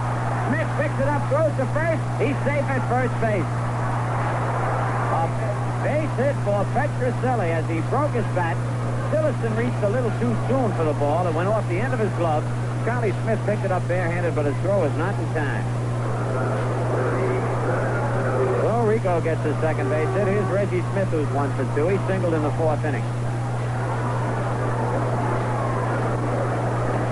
That's 12 hits now for the Red Sox.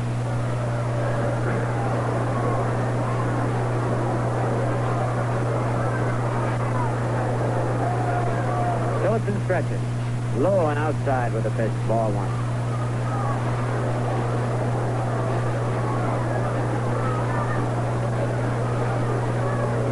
Pepitone holds the bag against Petroselli. Quick throw over there, and he goes back. He had taken a step towards second as Stillison threw, but he wasn't that far off the base.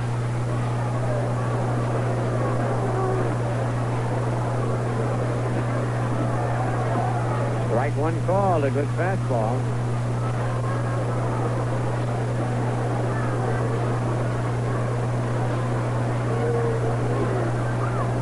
Nobody out here in the bottom of the 7th. Quick throw to first. Petroselli back.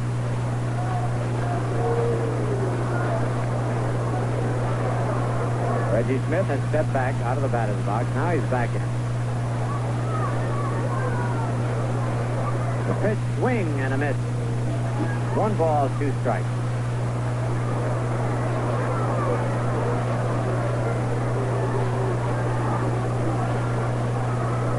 On deck, Mike Ryan has a big triple with the bases loaded in the 6th inning. Low, and the count's even, 2-2. Flaherty looks at that ball, and he's going to throw it out play.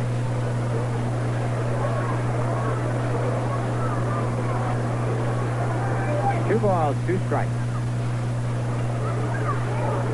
Fresh. The engine is like the twisted on that play down the corner. That's why. Well, in case you didn't hear that over the PA system, Tommy Tresh twisted his bad knee again in that play down the left field corner. There's a high fly, shallow right field. Could be trouble. Clark going over, and makes the catch in fair territory. 1 away. It'll bring up Ryan. Hey, don't forget the 3rd annual Inventors and New Products Exposition at the Coliseum, September 9th through the 17th. The Yankees will have a booth at the show, and you can pick up a month of September schedule and Yankee game tickets. All right, Mike Ryan, who struck out twice, and they walked Reggie Smith to load the bases to get at Ryan, and he tripled over the bag down in the left field corner. That was a play in which Tresh injured his knee. There's a foul back, strike 1. He tried to catch that in his hat, but somebody was taller than he. Breaks it off. Petroselli at first with 1 out. He and Pepitone having a little chat. Wasn't too long ago they had quite a brawl. High and tight, 1-1.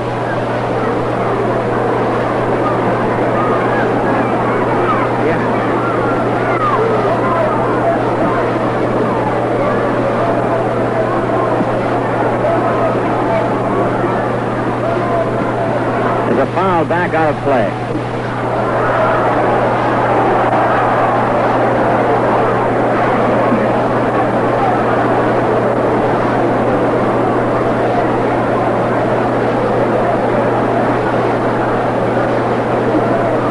One ball, 2 strikes on Ryan. Gary Bell on deck. The pitch is popped up. Pepitone at first base is under. And in foul territory makes the catch. 2 away. And it brings up Gary Bell, struck out, singled, and bounced to 3rd.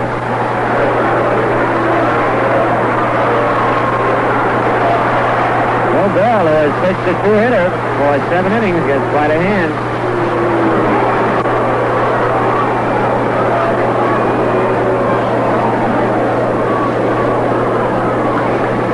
Petroselli opened the inning with a single, still at first. Tillison's pitch is low, ball 1.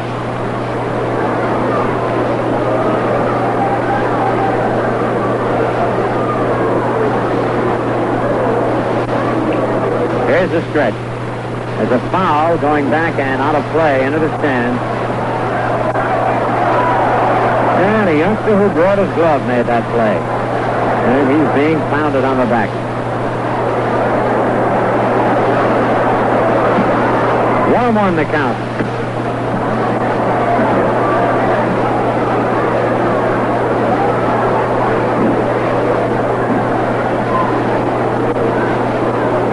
Here's the stretch.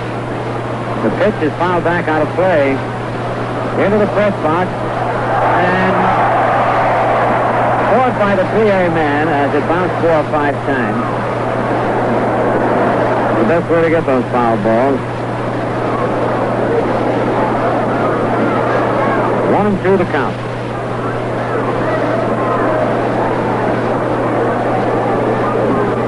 Phillipson ready. Delivers. Foul into the crowd down the right field line.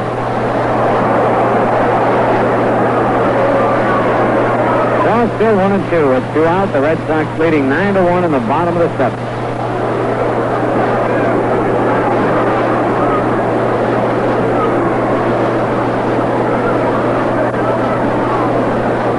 Here's the stretch. The pitch is fouled again going back. And that one will go into the crowd and back at first base and out of play. Well, Bell just trying to punch that ball as he did in the 4th inning when he dropped a single in the short right field.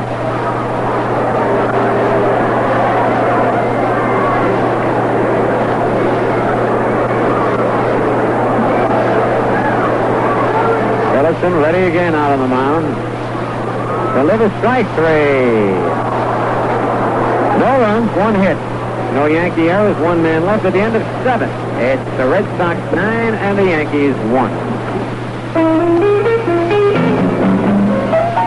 Should a gentleman offer more than an evening to a lady, more than candlelight and small talk, more than just a night? Should a gentleman offer if I riddle to a lady? And what if he does? Well, baby, it's all right, yeah. Ladies and gentlemen, offer a Tipperillo lady. Now that you have Tipperillo regular and new Tipperillo M with none fat, request the Demon Cafe. Should a gentleman offer a Tipperillo to a lady? And what if he does? Well, baby, it's all right, yeah. Tipperillo tonight. Well, Norm Stephen has gone in to play first base as we get ready to go in the top of the 8th. And ready to go once again is Joe.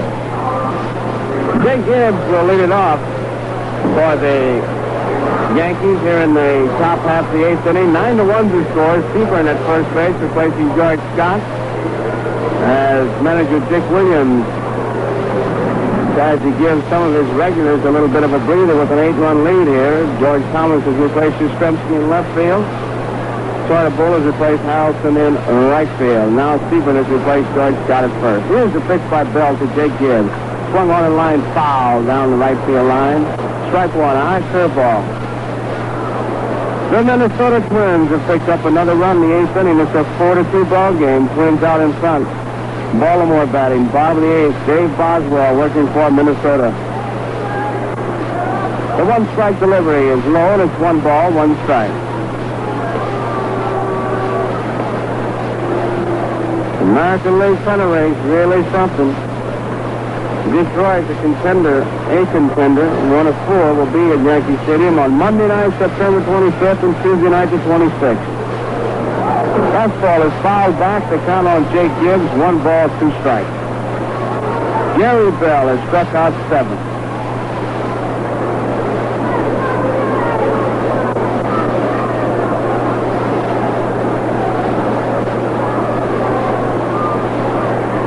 Bell getting his side. The 1-2 pitch to Gibbs.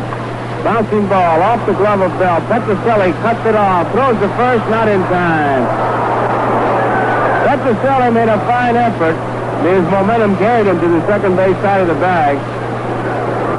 Gibbs has a base hit. The batter is Ross Mosquito, who replaced Tom Fresh after Fresh bangs through the wall. Trying to retrieve the double hit the ball hit by Mike Ryan, ended up a triple. Ross Mosquito.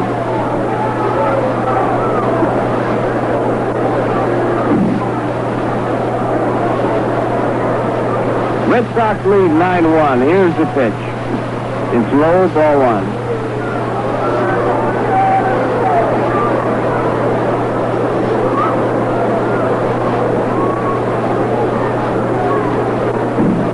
Gibbs at first. Steven playing behind the runner. Yankees trail by 8. There's his strike, fastball. 1 ball, 1 strike.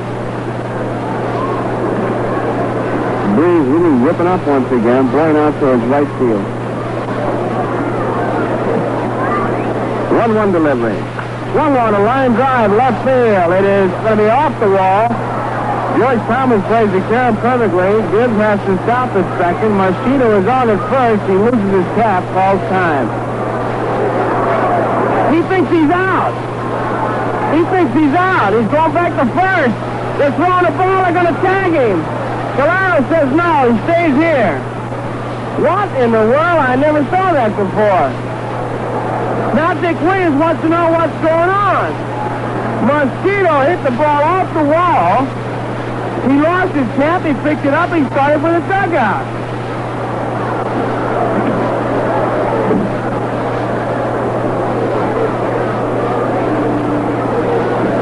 Calero is talking to Dick Williams.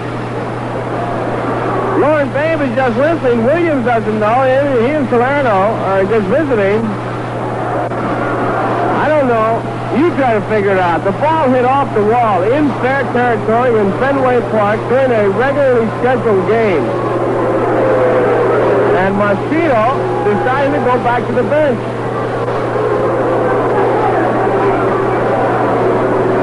They threw the ball and he tagged him and something.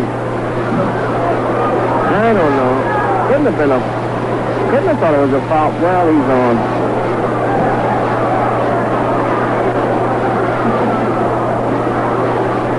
At any rate, Gibbs is on at second, Mosquito's on at first, and here's the pitch to Pepitone. Swung on a missed strike one.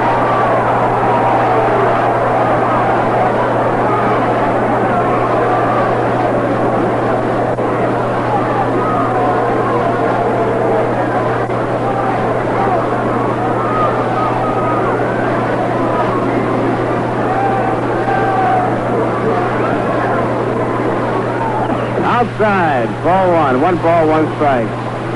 Everybody up here is still buzzing on that last play. Really something. Mosquito's on at first, and Gibbs is on at second. Pepitone takes outside, and it's ball 2. 2 balls and 1 strike.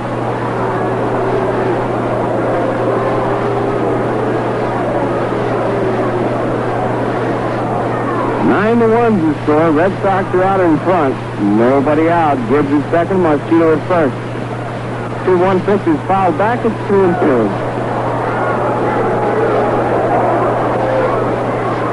Mosquito is talking to Lauren Babe now, putting his hands up as if to say, I don't know what was going on.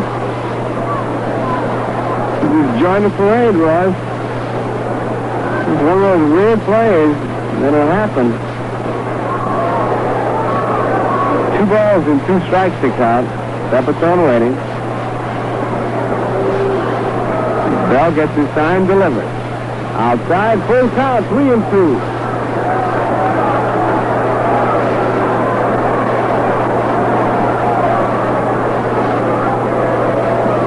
Three balls, 2 strikes. Top of the 8th inning. Red Sox down in front, 9-1. Bell checks the runners, delivers to Pepitone. Swung on a double play ball to Andrews. He's got it to Petrocelli. 1 out. Over to first. Double play. Taking third, Gibbs. A perfect double play ball to Mike Andrews. 4-6-3.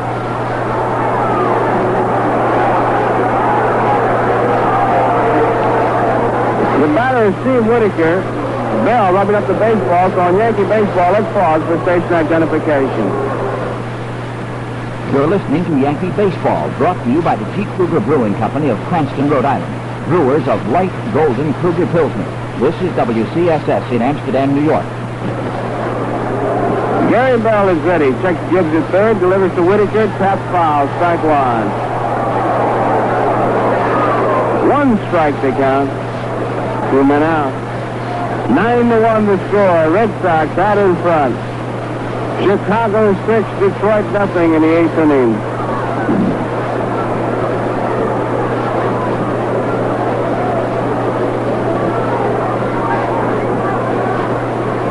Bell's delivery. Swung on and missed. Strike 2. Bell struck out 7.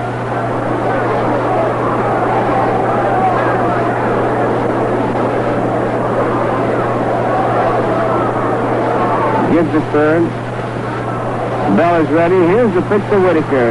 Swung on a ground ball to the second baseman Andrews. He's got it. Pitch to Seaburn. In time, and Everly ties his side. No runs, 2 hits, no errors, 1 man left. So the score as we go into the bottom half of the 8th inning. It's the Boston Red Sox 9, the New York Yankees 1.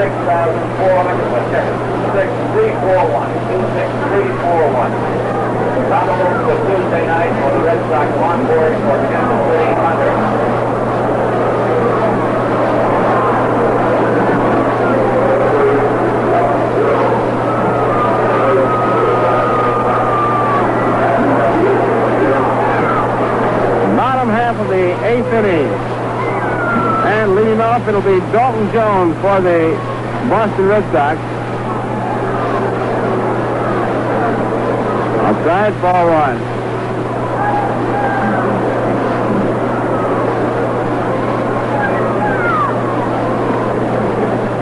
Jones batting for Andrews. There's a smash to off Pepitone's knee in the right field. Jones rounds first. He'll hold on as White comes up with it. It's a base hit.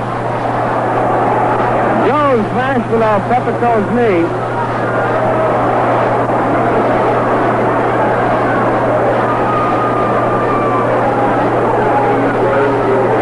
Here's Jerry Adair. 13 base hits for the Boston Red Sox.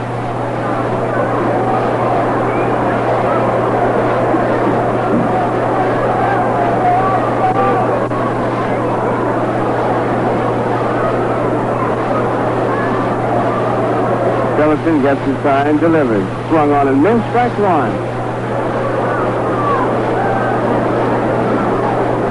Boston 9, Yankees 1. Minnesota 4, Baltimore 2 in the 8th. White Sox 6, Detroit nothing.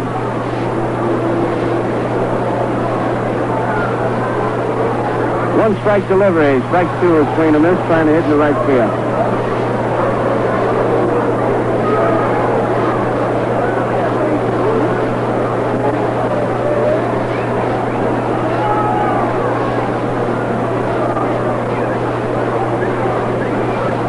Here's the 2-strike delivery. Swung on and missed, and Jerry Adair is out on strike. 1 out.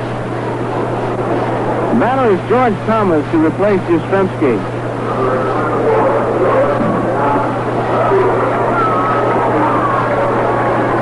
George Thomas the batter.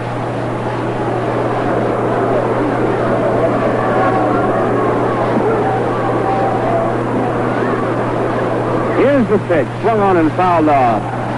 Strike one. Red Sox lead 9-1. We're in the bottom of the 8th inning.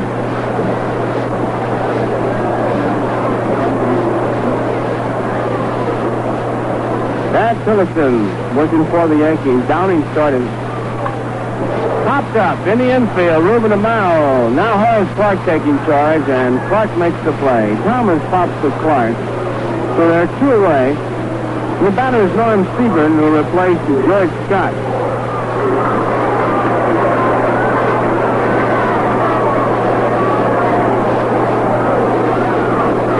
Norm Seaburn. 2 men out, base runner at first. Dalton Jones. Here's the pitch. It's a strike.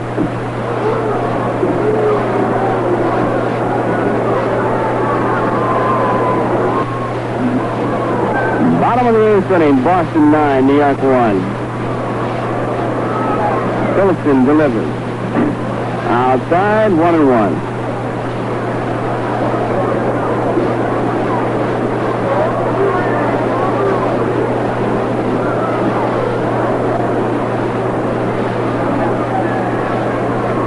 One ball, 1 strike.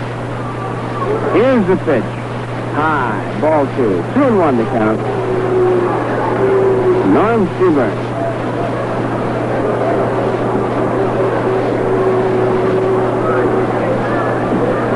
Seaburn has a great eye, knows the strike zone, and can control it. 2 balls and 1 strike. Here's the pitch. It's low, ball 3.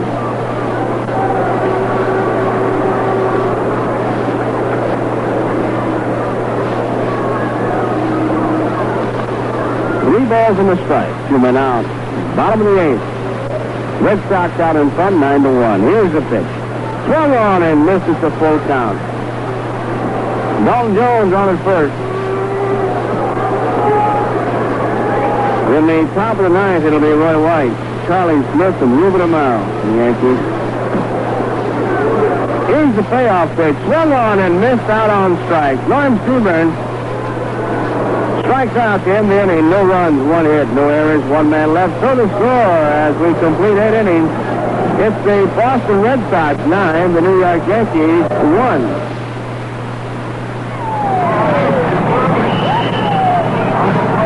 One minute left in the 4th quarter. It's the crucial first down measurement. There's just a small difference between almost making it and making it. A little difference that makes the difference. Atlantic Imperial, clean carburetor gasoline can make that difference in your car's performance. Some gasolines leave dirt deposits in the carburetor's cavity area, where they can cause stalling, rough idling, and wasted gasoline. But Atlantic Imperial dissolves those deposits and washes them away. If you don't like the difference after using 100 gallons of Imperial, we'll pay you $4. Get a receipt for each purchase, then send the receipts to Atlantic, Philadelphia, Pennsylvania, 19101. Get the little difference that makes the difference. Fill up with Atlantic Imperial, the clean carburetor gasoline. Joe Harlan makes baseball news as he comes up with a no-hitter. Boy, I guess that Kleenex stock will really go up now. You know, he's the guy that chews Kleenex. He tried to find something that would relax him. He tried tobacco. He got sick the first time. Tried it again. He was embarrassed because his younger brother chewed it. Didn't bother him. Went to gum, and he got his jaw sore from chewing that. Here's Roy White. Swinging a miss, strike 1. Then he tried to chew gauze, and that didn't work. And he went to Kleenex, and that worked. And now he just pitched a no-hitter.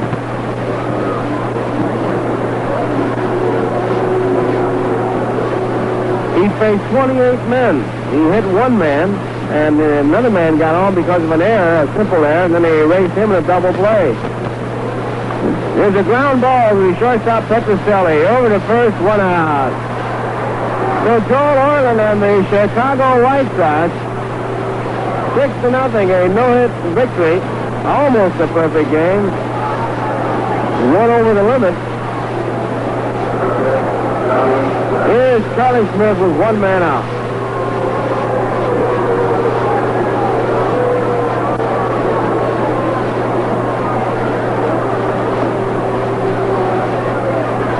Ball 1, the fastball misses. Gary Bell delivers, and Smith takes it over for strike 1. 1 ball and 1 strike. American League race is really something. Here's the 1-1 pitch. Foul back. 1 ball, 2 strikes. Time of game, 2 hours and 17 minutes over in Chicago. No runs and no hits and 1 error for Detroit. 6-8-1 for the White Sox. Joel Orland. Here's the pitch. It's popped up. Going back, Petroselli calling for it and makes the catch. 2 outs.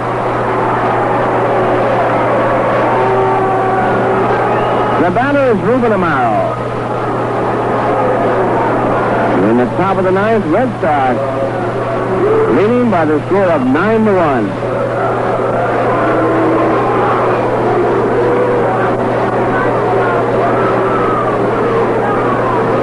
Fastball inside, ball 1.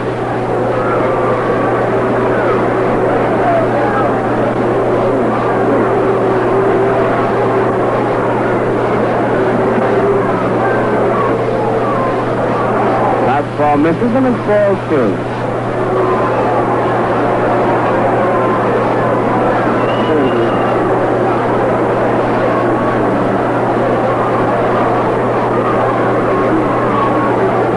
Bouncing ball foul past the setting. Well, let's see. If Minnesota wins, Detroit will be a game behind. Red Sox will be a half game behind. The White Sox will be 2 games behind. Big game for the Minnesota Twins. They lose 4-2 in the 8th. Outside with a fastball, and it's 3-1. So it'll be Minnesota, Red Sox, Detroit, and the White Sox. The White Sox is a doubleheader. Here's the 3-1 pitch. Ball 4. Amaro a little bit confused. Amaro draws the walk. Here comes Mantle.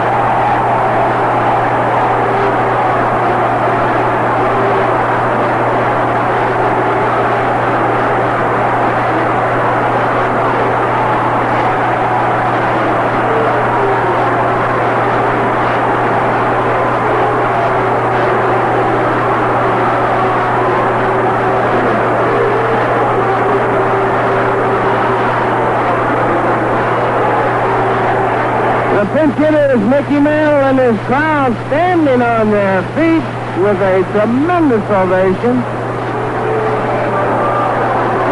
Gary Bell delivers to Mantle inside, ball 1. 2 men out here in the top of the 9th, 9-1 to score. Many of the fans who started for the exit stopped in the runway to watch Mantle bat. He is a pinch batter here for Tillotson.